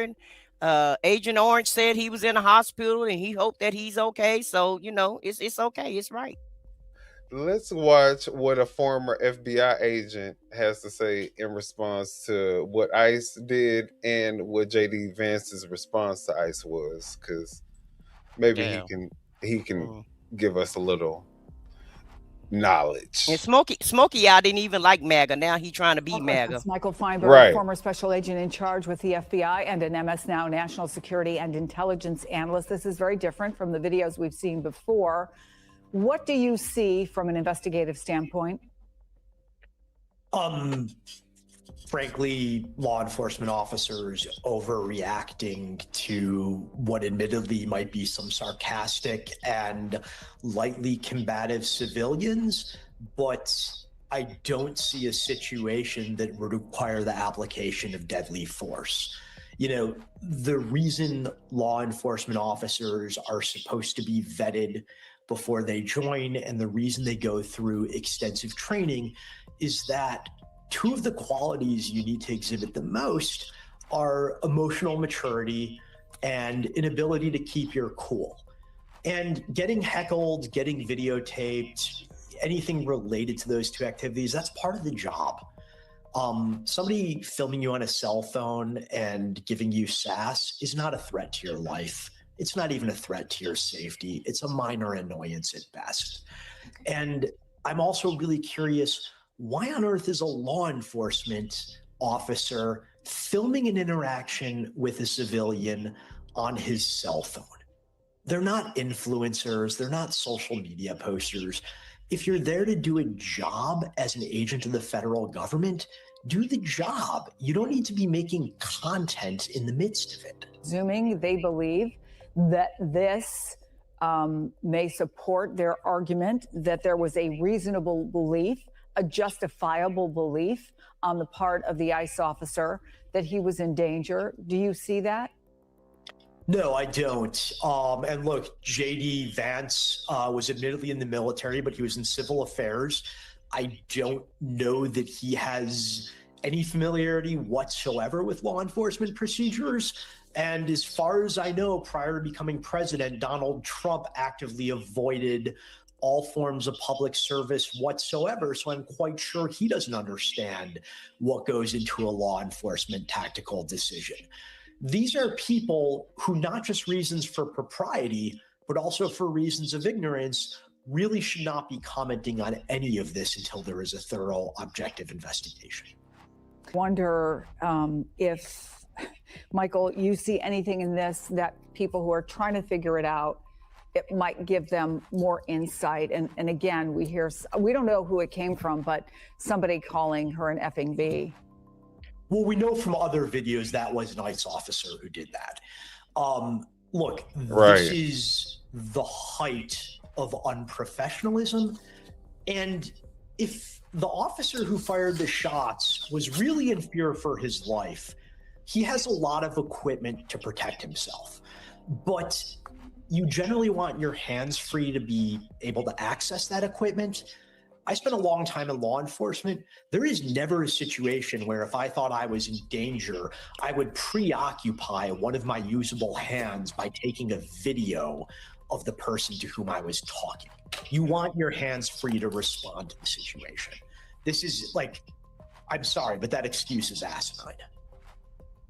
All right, so I went ahead and played his entire clip without interference, because I think he made a lot of very valid points. One that he ended with is the fact that why would you preoccupy your hand with a phone if you feel like there is a situation where you're about to be in imminent danger? All right. Why are you filming it? Why are you filming it? And you're supposed to be working. Not only are you preoccupying one of your hands, but you're also preoccupying your capacity, your mental capacity to be able to respond appropriately if the situation escalates to a point where you have to respond immediately. So this is the exact thing that I think most people are looking at now, especially with the release of this new footage that is coming straight from the person who is the alleged person who shot the fired the fatal shots. This is what you were doing. And the woman, prior to you firing these shots, says she's not mad at you. She was very amicable. And then you ended up ending her life. So I think it was very important to include context with this person. Right. What are the commenters saying out there? I know they saying everything. They saying everything. Any and everything stupid. They saying it. Typical liberal propaganda. It's all propaganda. Even though we're showing you clips and facts, and it's not like we're making any of this up. We're showing people from Congress. These are not our words. These are people that's directly involved in the investigation or non-investigation.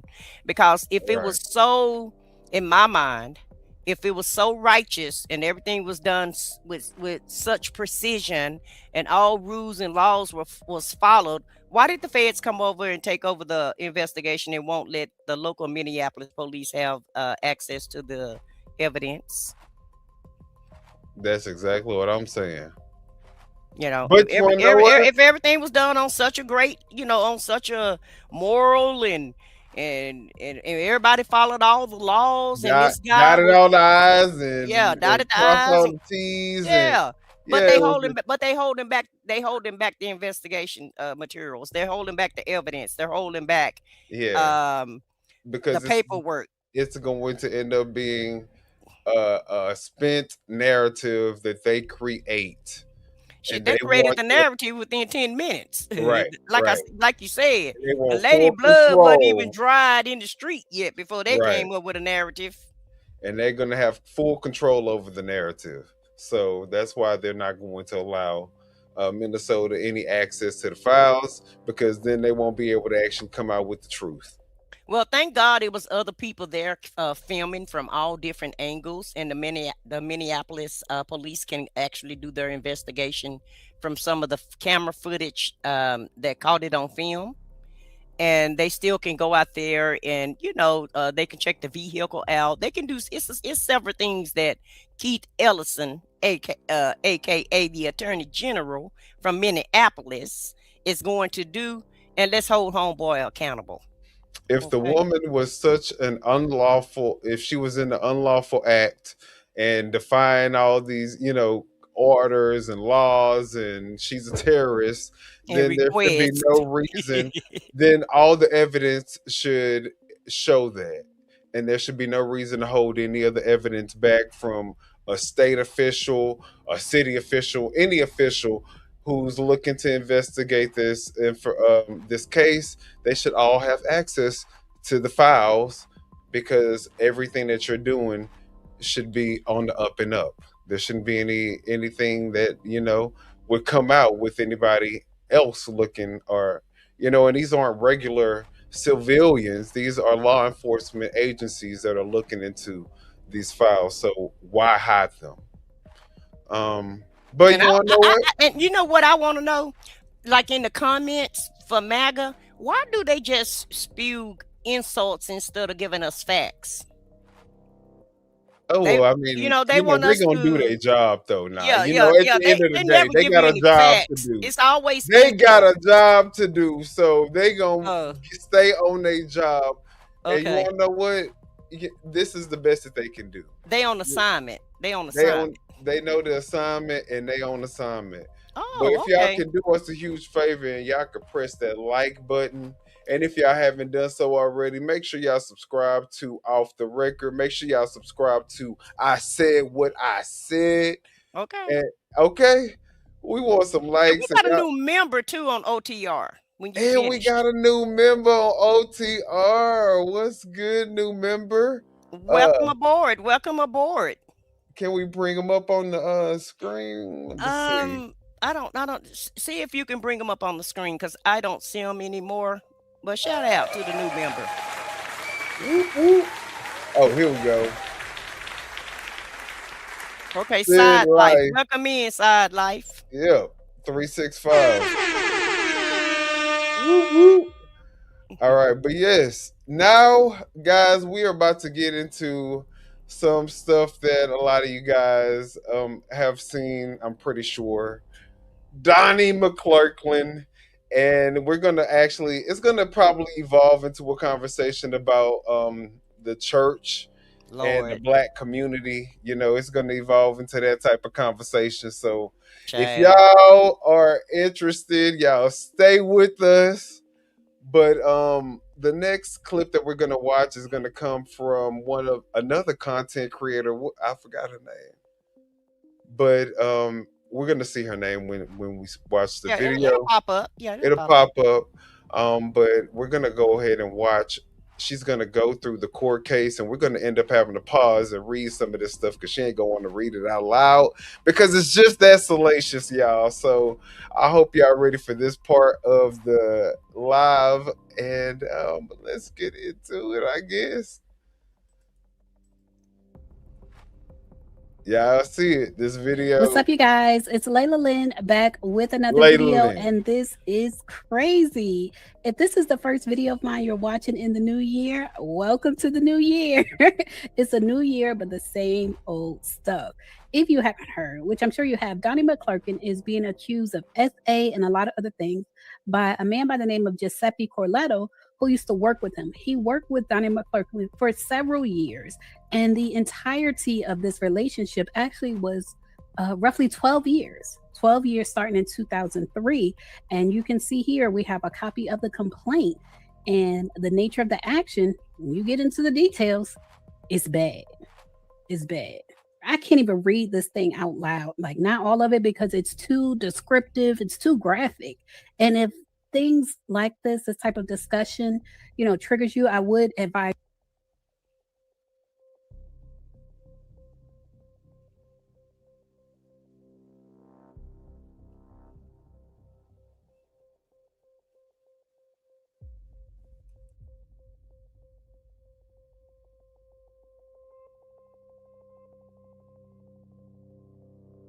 Okay, we can't hear anything any longer. Oh, I'm sorry, my bad. I had myself on mute, y'all. My bad. No, but I was Okay, saying, so roll it back so we can hear, but when you start the documents, because that's when it stopped playing. yeah, I just stopped it so I can read what it says right here, because she doesn't want to read a lot of this stuff, y'all, because it is very salacious. But it says the complaint is based on the sexual assault and rape that plaintiff suffered at the hands of defendant Donald A. McClurkin Jr. throughout the United States, included in the state of New York. So we're going to talk about it. And the plaintiff name is Giuseppe Carletto. So we're going to get into it. But a lot of times I'm going to end up pausing just so we could read, because she's not going to want to read what it says for whatever reason. She don't want to, read it out loud. But we're going to read it out loud. You not to even get into this, because some of the things you're going to see on the screen are just a lot. And that's the channel name.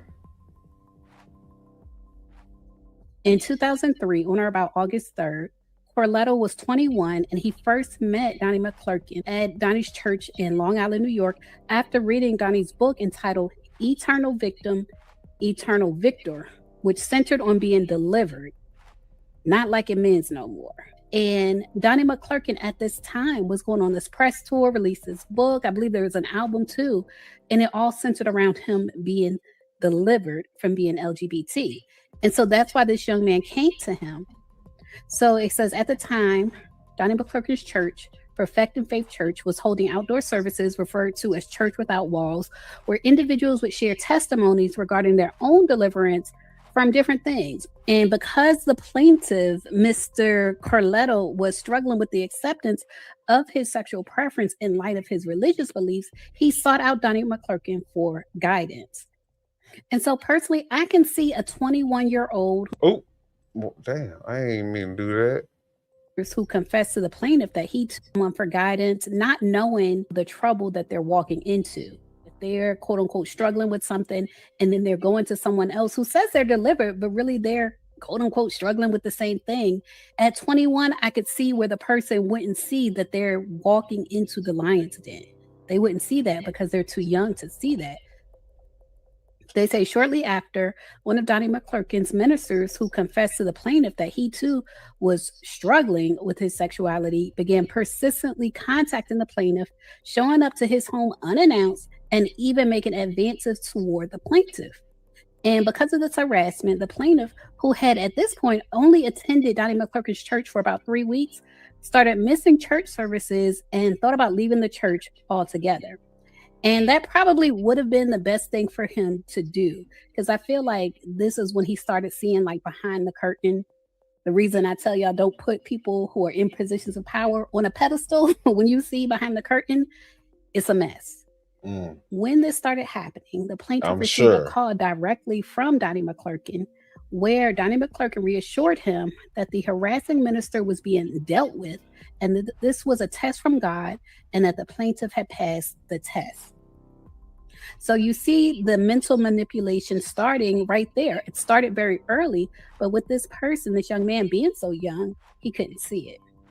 And so they developed a mentor-mentee relationship, and eventually Donnie McClurkin offered Giuseppe Carletto the position of executive personal assistant, and the plaintiff accepted. And so now he is fully in a position of power. Donnie McClurkin is fully in a position of power, because not only is he his mentor, now he has become his employer. Normally in these lawsuits, when I say the plaintiff and then the defendant will normally be the individual and the companies they own, like whatever company he was officially employed by. Normally it would be listed there. So I found it interesting that it was not listed there. If any one of you watching is an attorney, can you tell me the legal strategy? Why are his companies not listed when all of this has to do with working for Donnie McClurkin? Right. In any case, he says during his time as Donnie McClurkin, that is pretty weird that he's suing only Donnie McClurkin in his personal capacity and not the business that employed him. Right. So that's suspect. McClurkin's personal assistant, they engaged in Pray the Gale Way spiritual sessions, during which Donnie McClurkin and y'all can read the rest. Let me make it nice and big because some of this y'all just gonna have. All right, let's say during plaintiff time as defendant, McClurkin, personal assistant, they engaged in pray the gay away spiritual sessions during this, which the defendant groped plaintiff's genitals, all without his consent. Plaintiff struggled to process these incidents of sexual abuse as the defendant was both his mentor and his employer, making it difficult for him to speak out about the abuse that he suffered. During this time, defendant McClurkin would set up scenarios with plaintiff and other men, much like the aforementioned minister, framing them as tests from God to see how plaintiff would react. One such test came when plaintiff and defendant were staying in the Atlantis something. Okay, so we read that. To read for yourself. They say plaintiff struggled to process these incidents of SA as defendant was both his mentor and I thought she wasn't gonna read it. Difficult for him to speak out about the harm that he suffered. They go on to say that during this time, McClurkin would set up scenarios with the plaintiff and other men, just like with the aforementioned minister, framing them as tests from God to see how the plaintiff would react. Sending other men to see what he would do with other men. I don't know if it was a test to see if maybe he just wasn't attracted to Donnie McClurkin or something else. But in any case, Donnie McClurkin does admit that he is aware that the defendant is not attracted to him. He sends an email, and I can't believe some of the stuff he says in writing, but he later admits that he knows this young man is not attracted to him and that he feels like a dirty old man, and he graphically admits to what he allegedly did to this young man if the email is authentic. They go on to say one such test came when plaintiff and defendant were staying at the Atlantis Resort in Nassau, Bahamas, where defendant invited a male model to the plaintiff's hotel room in an attempt to coerce the plaintiff into doing intimate type activity.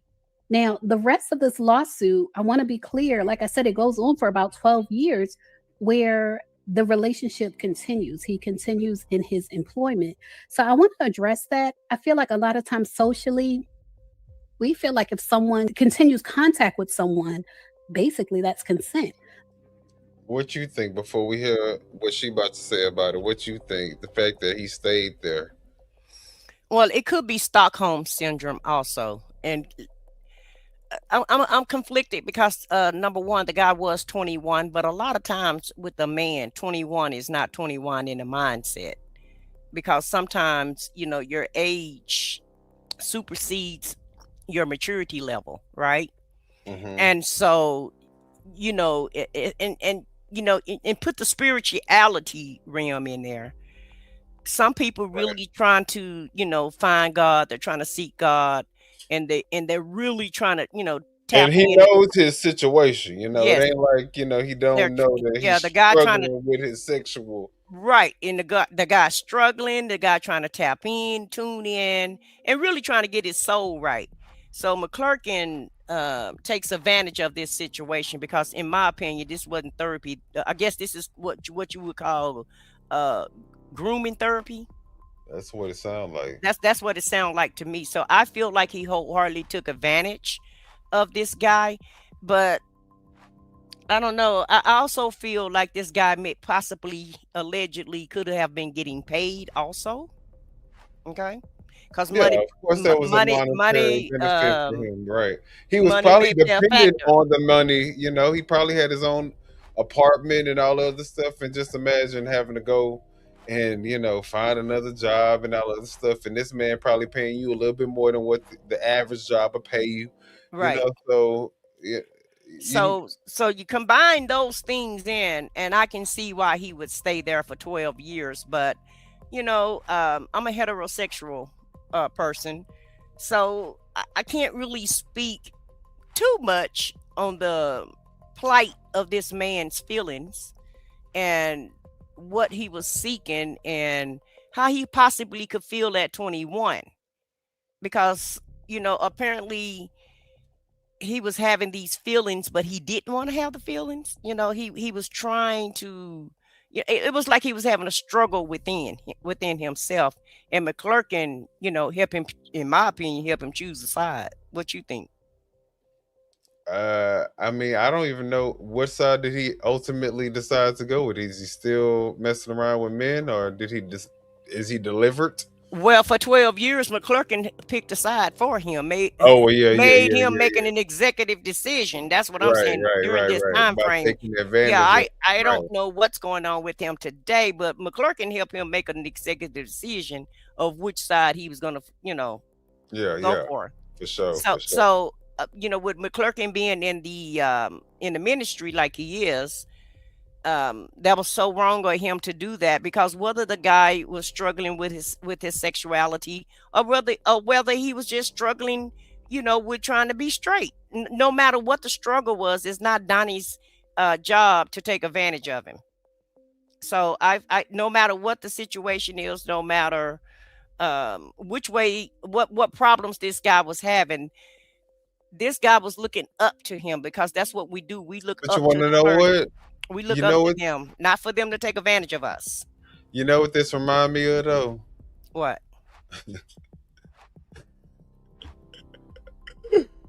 All right, hold on. Let me see if I can put it on here.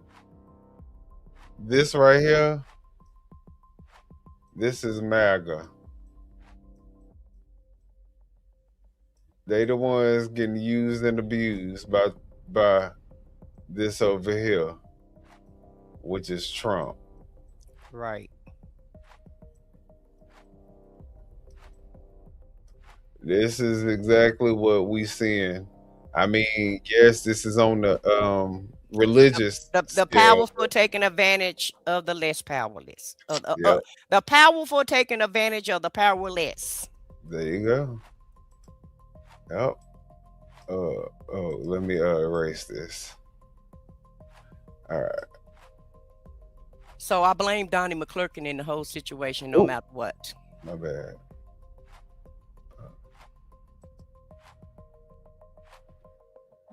What's up, you guys? It's Layla Lynn back with another video. McClurkin does admit that he is aware that the defendant is not attracted to him. He sends an email.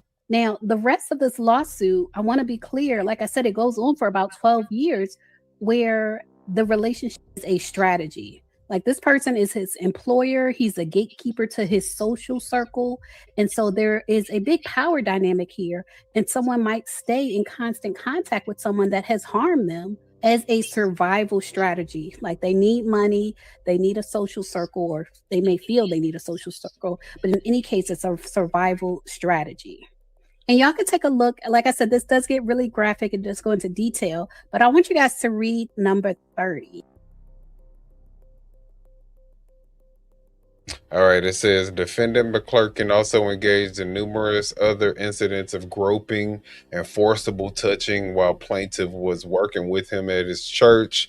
Defendant would secretly grope plaintiff before going to preach, inducing plaintiff to cry, and then using plaintiff's tears to encourage other congregants to openly express emotion. Oh, wow. That's sick.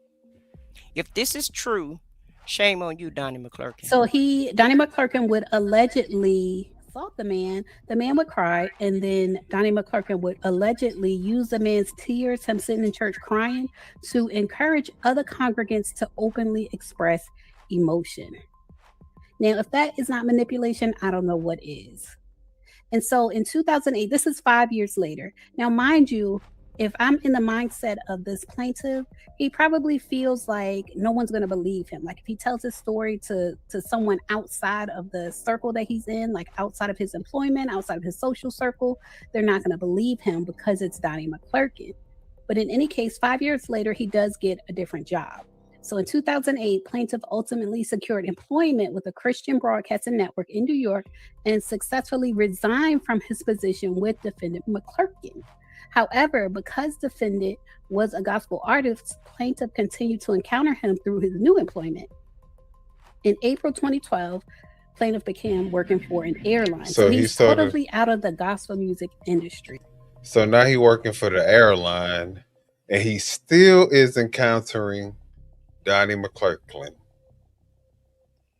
He's in a totally different industry at this time. And he says, during training in Orlando, defendant discovered plaintiff's hotel location through one of plaintiff's friends and appeared uninvited at the plaintiff's hotel room. So they running in the same circles.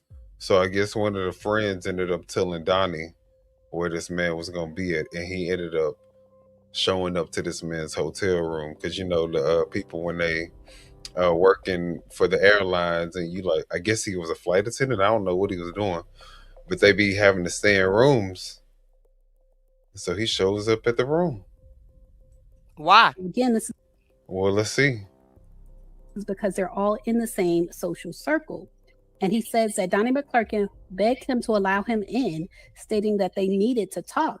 And the plaintiff, not wanting to make a scene given defendant's celebrity status and public recognition, reluctantly agreed to let Donnie McClurkin inside his room. Now, this again gets graphic, so y'all can pause it, read it on the screen. I'm not going to go through all of the graphic details. What I do want to get into is this alleged email where Donnie McClurkin. You want me to go back so we can see? Yeah, go back so I can see why. Okay, hold on. Dang, appears to apologize to at his room. Now, this again gets graphic, so y'all can pause it, read it on the screen. Oh, I always do that. Detail, but I want you guys to read number 30. He expressed men outside of his social circle, they're not going to do employment. Discovers, and the plaintiff, not wanting to make a scene given defendant's celebrity status and public recognition, reluctantly agreed to let Donnie McClurkin inside his room. Now, this again gets graphic, so y'all can pause it, read it on the. All right, so it says, begged plaintiff to have sex with him one last time, but plaintiff refused. Later, while plaintiff slept, he awoke to defendant McClurkin masturbating himself while also touching and groping plaintiff's body. Therein, plaintiff resisted. Defendant McClurkin advances, but defendant forced himself on top of plaintiff and began performing oral sex on him, ignoring plaintiff's repeated verbal refusals. Therein, plaintiff cried as defendant McClurkin proceeded to, y'all see it.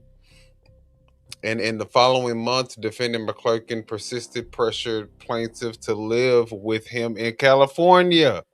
Why he didn't call the police at that time, though? I know, right? Because to me, that's an assault. So if you're constantly resisting someone and you're constantly telling them no, you fall asleep, you wake up and you're being violated. Well, not being violated, but he's doing these things in front of you, and then he proceeds to violate you.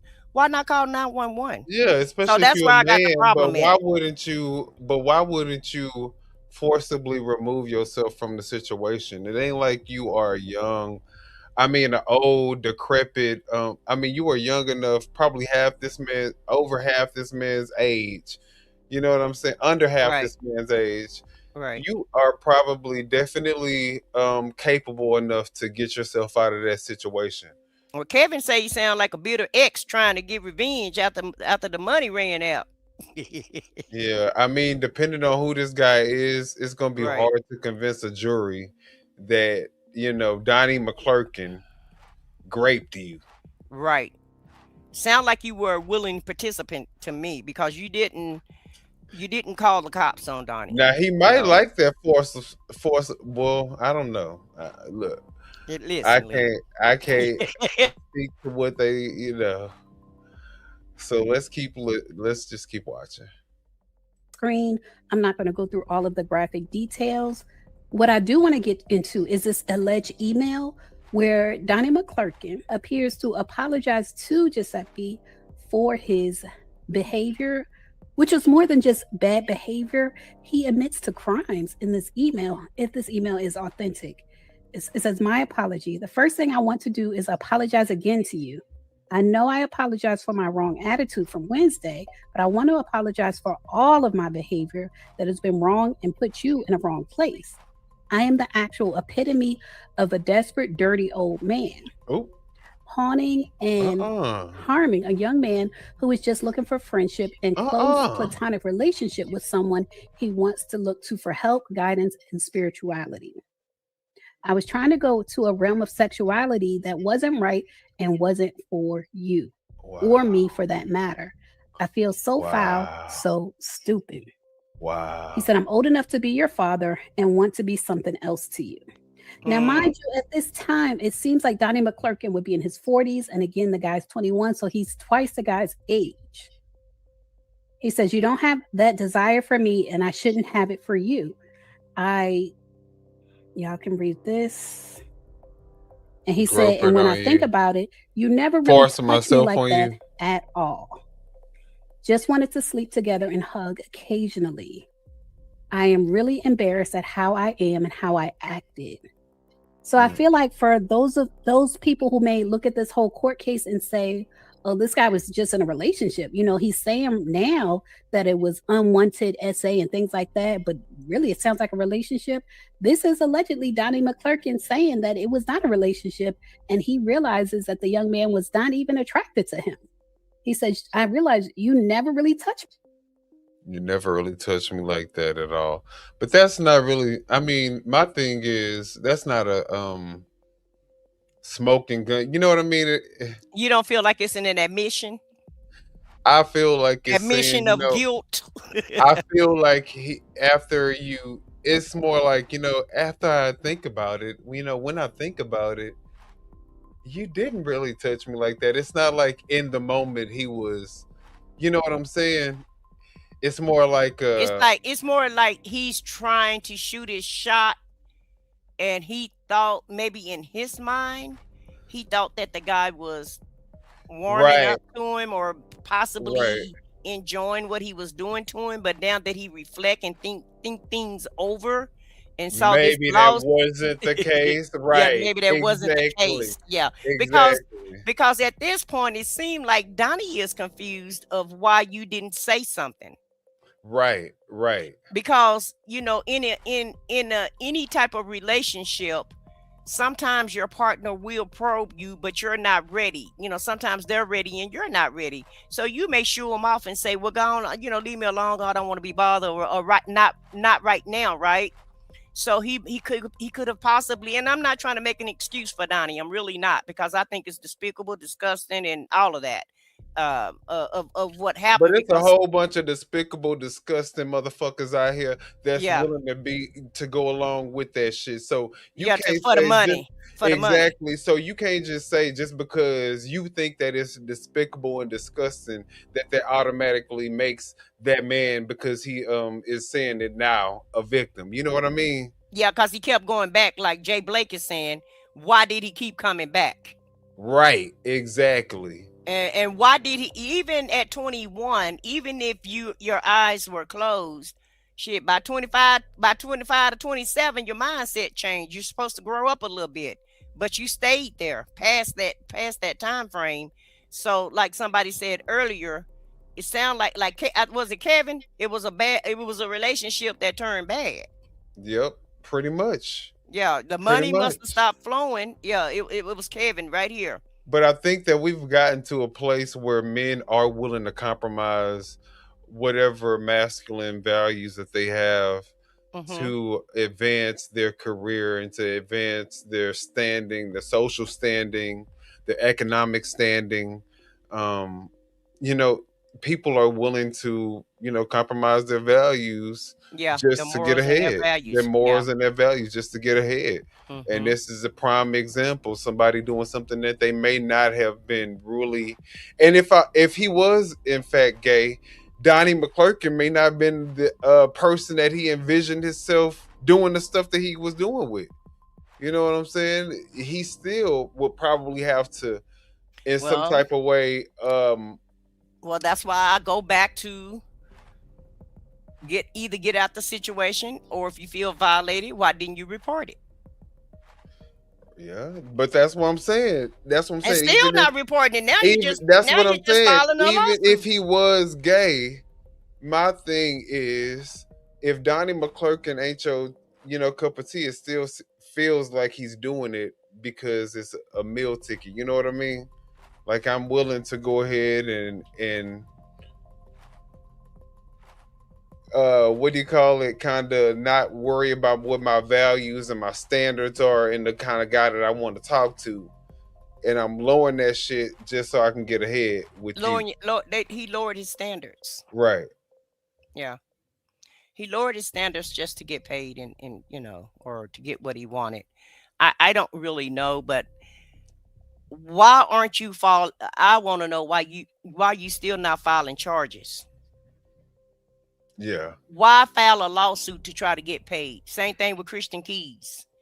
Why file lawsuits?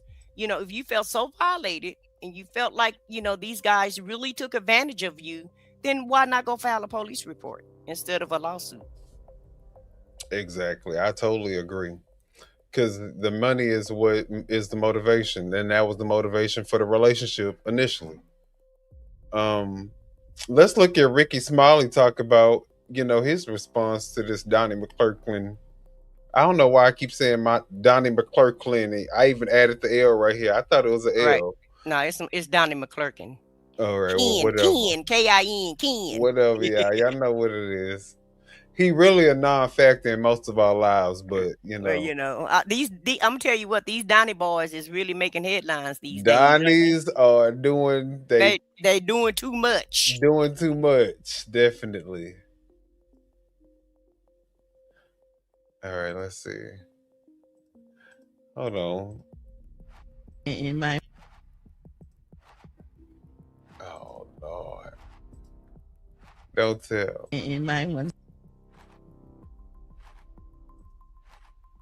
Come on now. Well, just focus and take your time. We good. All right, let's see.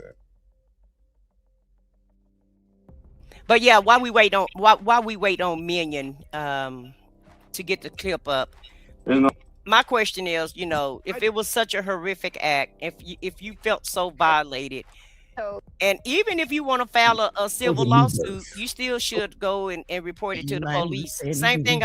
Same objection I had about Cassie. Cassie filed a civil lawsuit, but she didn't file a criminal lawsuit. She didn't file anything criminally. So in my mind, when you guys don't go to the police, and maybe the statute of limitations ran out, I don't know. But I do know this much: you guys didn't file any type of charges on these people while it was going on. So you got it together now? Yep. And I won't say anything. Yeah, I just hope that I'm so tired of all that's this. not true. But the thing about it is, it seems like, and it's just me, because there are really victims out here that's getting done. I'm not discrediting the young man, but it seems like, just like it was another story in the news this morning. I can't think who the other person was.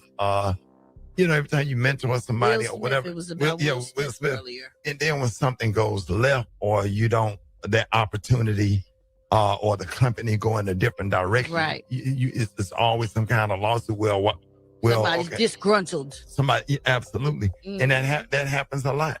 And it's a fine line to report something like that. And because Donnie McClurkin, is a friend, and he talked about everything that he struggled with, and I just hope that I'm curious to see how that pans out and what happens in court, because you don't want to discredit nobody that's really being sexually assaulted and victimized. But at the same time, us as public figures get accused of stuff that we didn't do. And I know I surely have, or whatever. I'm talking about accused of something that you did not do.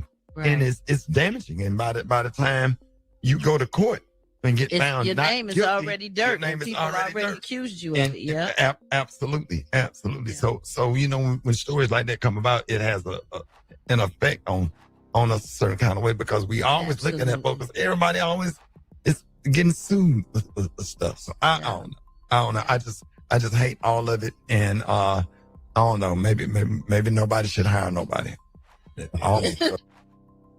All right, so that was pretty much Ricky Smiley's response. Now, I do feel like Ricky Smiley probably has enjoyed the company of a male employee once or twice. You're so silly. I wasn't expecting you to go there. Maybe he's enjoyed the company of a male employee. I wouldn't say that he hasn't, but what Allegedly. I will, and let me go ahead and bring up my, Allegedly. But I will say this, that if he has done so, it has probably been because the person who was the other willing participant was also looking for a way to advance whatever their agenda was, to maybe their career, their social standing, whatever the case may be. And when it comes to these type of situations, my empathy becomes a little bit less, because at the end of the day, because I feel like you're getting an advantage that a lot of people would Fraternizing. Right. That a lot of people would like to have, but aren't willing to do the things that you're willing to do to get. You know what I'm saying? So it gives you an unfair advantage, because if everybody was the same and they all stood on standards and integrity and morals and things like that, we wouldn't even have this type of situation. Well, can I ask a question? What's up? You're a man. And I'm not saying that this happened to all men, just some men. And I'm not saying that it don't happen to some women, because the shoe have been, on the other foot, right, in this type of situation. However, the majority of it is men, right? Why do men act so stupidly when it comes to this type of situation? Especially, where their livelihood is, when their job could be at jeopardy, or their reputation could be at jeopardy. Because even if you have whoever you sleep with, I don't care one way or the other. I don't care which way your boat float. Okay, that's just who I am. It's none of my business. But whichever way your boat float, why do these people continue to get their honey where they make their money? Why not keep the job and your personal life separate? Separate. If you want to go this route, go find you somebody on the outside that can't hurt your reputation, that can't really take anything from your pockets from this standpoint. You know what I mean? And can't really bring you down in the public. Because if you have a separate relationship in private, and you and your partner break up, that's just between you and your partner. Your business entity don't have anything to do with it, and your business can't help incriminate you because you haven't done anything on the job. So that's the question that I ask. Why do so many men get caught in this trap? I feel like the reason why so many men get caught up in the trap as being the abusers is because they allow the job that they can offer the person to be a way of holding power over that person. Basically, they're controlling their livelihood. If I'm paying all your bills, yes, you are employed to me under my company name, not directly under me, but essentially this is me paying for your life. And so, there's probably some sense of arousal that comes with being able to tell somebody what to do. And also, not just on a business level, but on a personal level, you kind of control this person. You control everything this person does. You can control their finances. You can threaten them, say, hey, look, I can go ahead and unemploy you. How are you going to pay your rent this month? You know what I'm saying? So I think not really. I understand what you're saying, but I don't know what you're saying, because that's crazy and ludicrous to me. Why the hell would you want to have somebody in a relationship with you under duress? These people, I mean, I think they get off to it. I think they like having that type of power over somebody. You know what I'm saying? And think that that's gonna supersede any chance of this person being able to come out and speak against them. Because why would they put their own livelihood at risk? Right. It's crazy. Okay, I just had that question as a woman because you guys are always saying that women are bossy, and yeah, we are bossy, but not to this extent. We may want to try to tell you where when to get up, when to text us, what to eat, and all, and how to dress, and all this and that and the other. But if in most situations, if men act like that they're not interested in us, then that make us kind of shoo away from them. We don't try to get more power and try to make the man do But what who we said want that to. who said that the man ever gave the impression that he wasn't interested? He may not have been groping and fondling him in the way that Donnie McClurkin was doing him, but who's to Mhm. say that he ever, just gave a explicit, I am not Yeah. interested. Stop making these advances. They will never work. I Mhm. don't want you like that. And Right. And it could have been a game, because sometimes in some type of relationships, I want to say in some type of way the BS, what is it called? BSM, DM, or whatever. Maybe they had that power dynamic going on, and homeboy wanted to set Donnie up and now he want to use it against him. I don't know. These are just conspiracies coming from my mind right. of why. Everything right now, guys, because we Yeah. don't really have any facts. Allegedly. Things allegedly, and just thoughts that's coming up to my mind of why now. That's my question. Why now? What happened? Okay, well, let's watch what T.I. So, I guess we'll be looking out for updates with the Donnie McClurkin conspiracy or lawsuit, whatever you guys want to call it, against him. But let's look at what T.I. is saying in regards to his experience at Jamal Bryant's church, which we know Jamal Bryant and his his wife, was involved in a whole bunch of drama with that dress that she had on. So let's look at that. I was at New Birth. Oh, Lord. I was in New Birth. What's up, Pastor Jamal? Do you know they stopped everything to raise money again, passing the plates by, just because they saw that, you know how in the strip club, Yeah. they hit the red light, let the people in the room know that the money's in the house. Amen. T.I. did this interview 2 weeks ago before the issue came out about the dress. If y'all don't see how God is lining up things for y'all to catch it, and I understand that people love their pastors for whatever the reason is. It does not matter if your pastor is not doing the will of God. That's all I'm saying. But I'm going to let y'all finish listening to this interview because I think I played it before, but I don't think I played this particular part. Now, before we listen to the rest of what T.I. has to say, I want you to subscribe to the channel and hit the like button because you're not the only one who wants to see this video. Now, let's go. Y'all do what she Asking said. me is the only reason I'm saying church is a business, because it is a business indeed. No, I'm asking you for clarification. Is that why you're saying that? I'm not saying Because yes they or no. collect money? Yeah. No. Is that what you're saying? No, it's not because they collect money. It's because it has become, so much of a high priority. You see what I'm saying? It has gone even, it supersedes the word at times. I've said this, said this publicly. Okay, let me tell you a story. So I was at New Birth.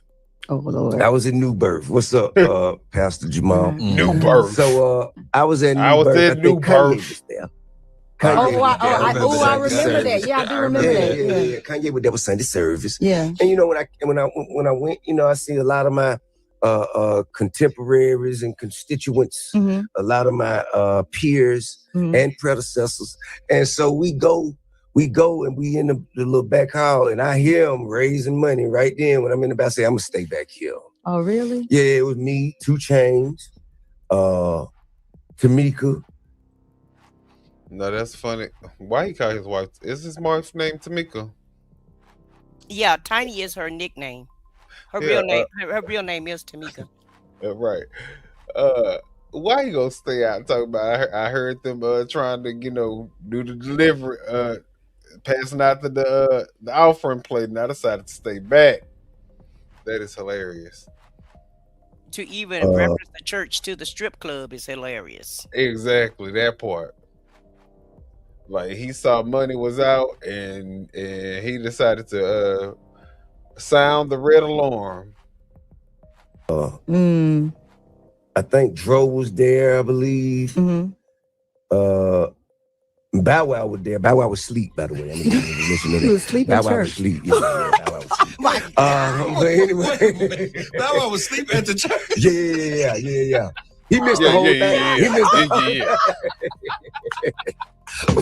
I looked at her and said, that baby tired. But anyway, so and they was in Kanye, you know what I'm saying? When Kanye went out there, when we went out there. But then I tell you, when I was in the back hallway, I heard him passing the plate around. So then we waited till Ye said he was ready to go on that. So then we walked out, took our seats.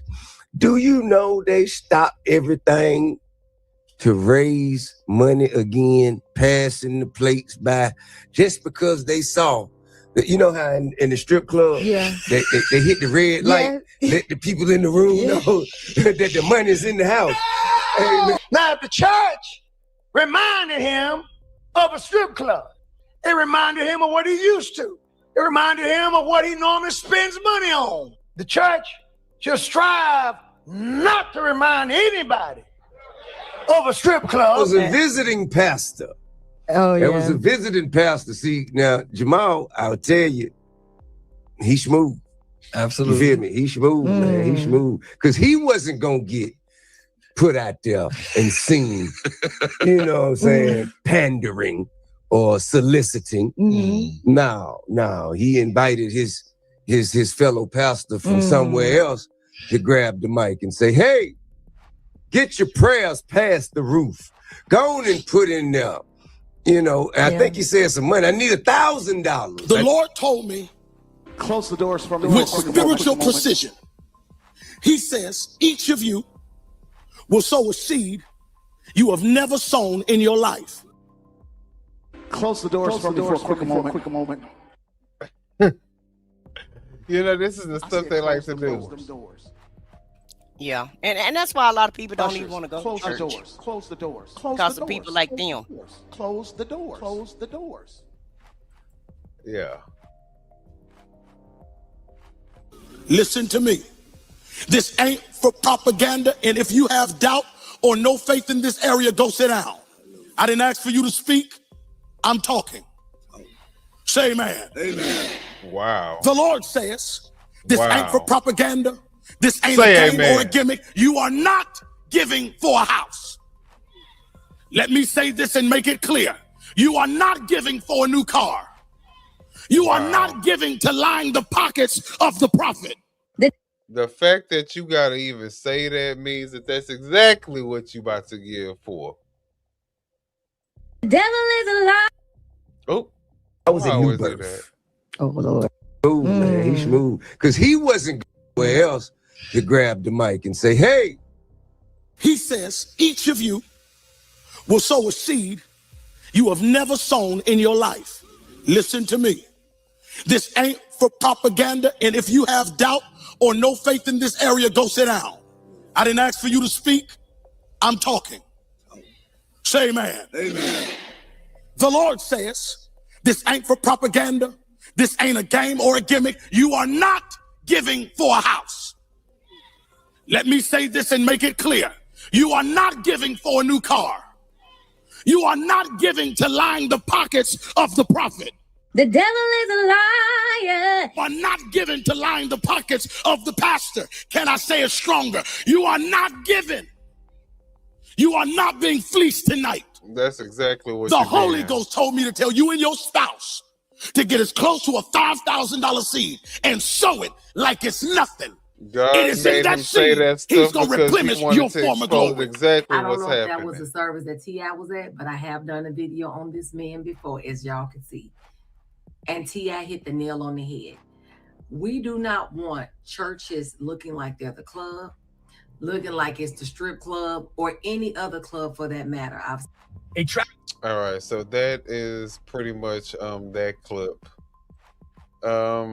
Right. T.I really did hit it on the head. And how dare you raise money off of this? But you've already groomed your church to be okay with this. And so to me, it's no different. Remember the lady that attacked the little boy at the playground, the little black boy at the Right. playground? And then she Shiloh raised, Hendricks. yeah, and she raised all kind of money off of hate. Same thing with the church, in my opinion. You're raising money off of immoral values.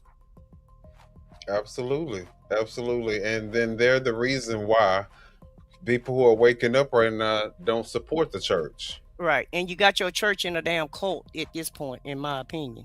The people who do support that shit, yeah. But the majority of the people are like, nah, this is not what God and, Christianity is supposed to represent. Not God-like at all. Well, guys, I think this was another successful show. We appreciate everybody that's still here. If you are still here, can you do us a huge favor and hit the like button? And subscribe to the channels. Leave a comment on the replay.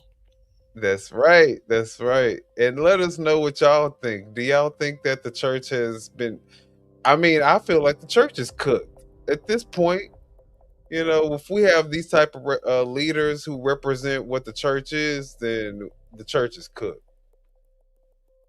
So we got to make sure we hold these type of people accountable, get them out of, these leadership positions. And yeah, if the church is going to continue, because it can't continue like this. Well, let me just say this. Because I'm gonna have to do the whataboutism about the church. Okay, so if you find yourself in a cult in your church, and you find that they're not dotting the I's and crossing the T's, or just acting the way that you feel like they should act, I advised for you to find you another church. Don't forget about God altogether, because we can't let people like him and other what's that other one name? Marvin Sapp. Yeah. We can't let Marvin Sapp and Donnie McClurkin and let's just say this. These Mickey Fickies used to be singers, gospel singers. Okay? Marvin Sapp used to be a gospel singer. I don't know what Jamal Bryant used to be. I think he was like a motivational speaker at first, or maybe he should be a motivational speaker. I don't know. But I do know some of these gospel singers are washed up. And I'm not saying that Marvin Sapp is washed up all the way, but I do realize that a lot of these singers are not making the money that they used to make. So they're finding themselves trying to, come up through the church.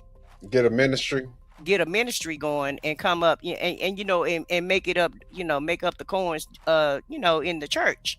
And how dare you pimp God for your own personal use? Because that's basically what a lot of these preachers are doing. So if you feel like your pastor is a pimp and he pimping you and he pimping the congregation, then I suggest you find another church that really believe in God and that's holy, because I don't feel like every church in America is bad. But I do feel like the way that some of these people run their churches, and it ain't just black preachers, it's, some of the Caucasian preachers and, churches of all faiths, of all kinds. If you find out your person, whoever you worship and wherever you worship, if you find out that, they're not dotting the I's and crossing the T's, just go find somebody else to worship with. But don't let them make you miss out. And make you and have you missing out on trying to live a holy life. So I just want to throw that out there. I second that motion. All right, guys. Well, we again appreciate you guys being a part of the conversation. We have so much more to talk about. So if you haven't done so already, make sure you hit the subscribe button for this video so other people can also get in on the conversation. Make sure y'all hit the like button. Maybe YouTube might recommend it to somebody. And until the next video, guys, we will see you out. We are. Y'all have a good day. Yeah, you know what time it is. No scripts, no filters, no fear. We said what we said and meant that. Off the record, yeah, we keep it real. No filter shit, we say what we feel.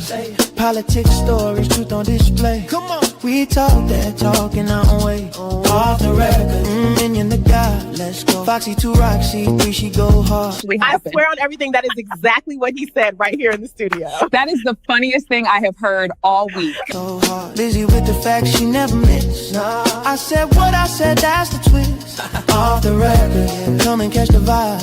Where real ones talk and the truth survive.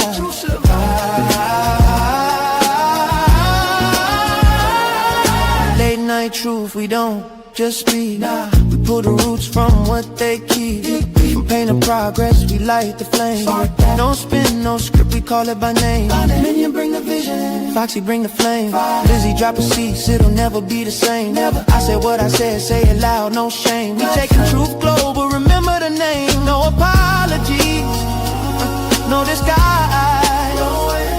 Just soul and purpose in our eyes. We move with power, bold and free.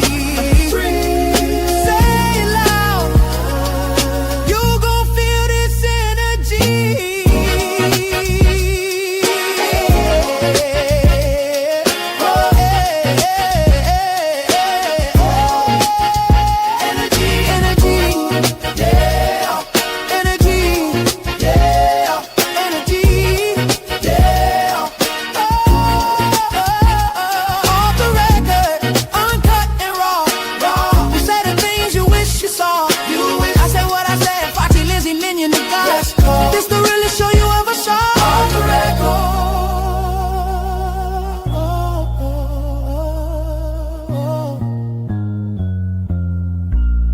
We said what we said. Off the record.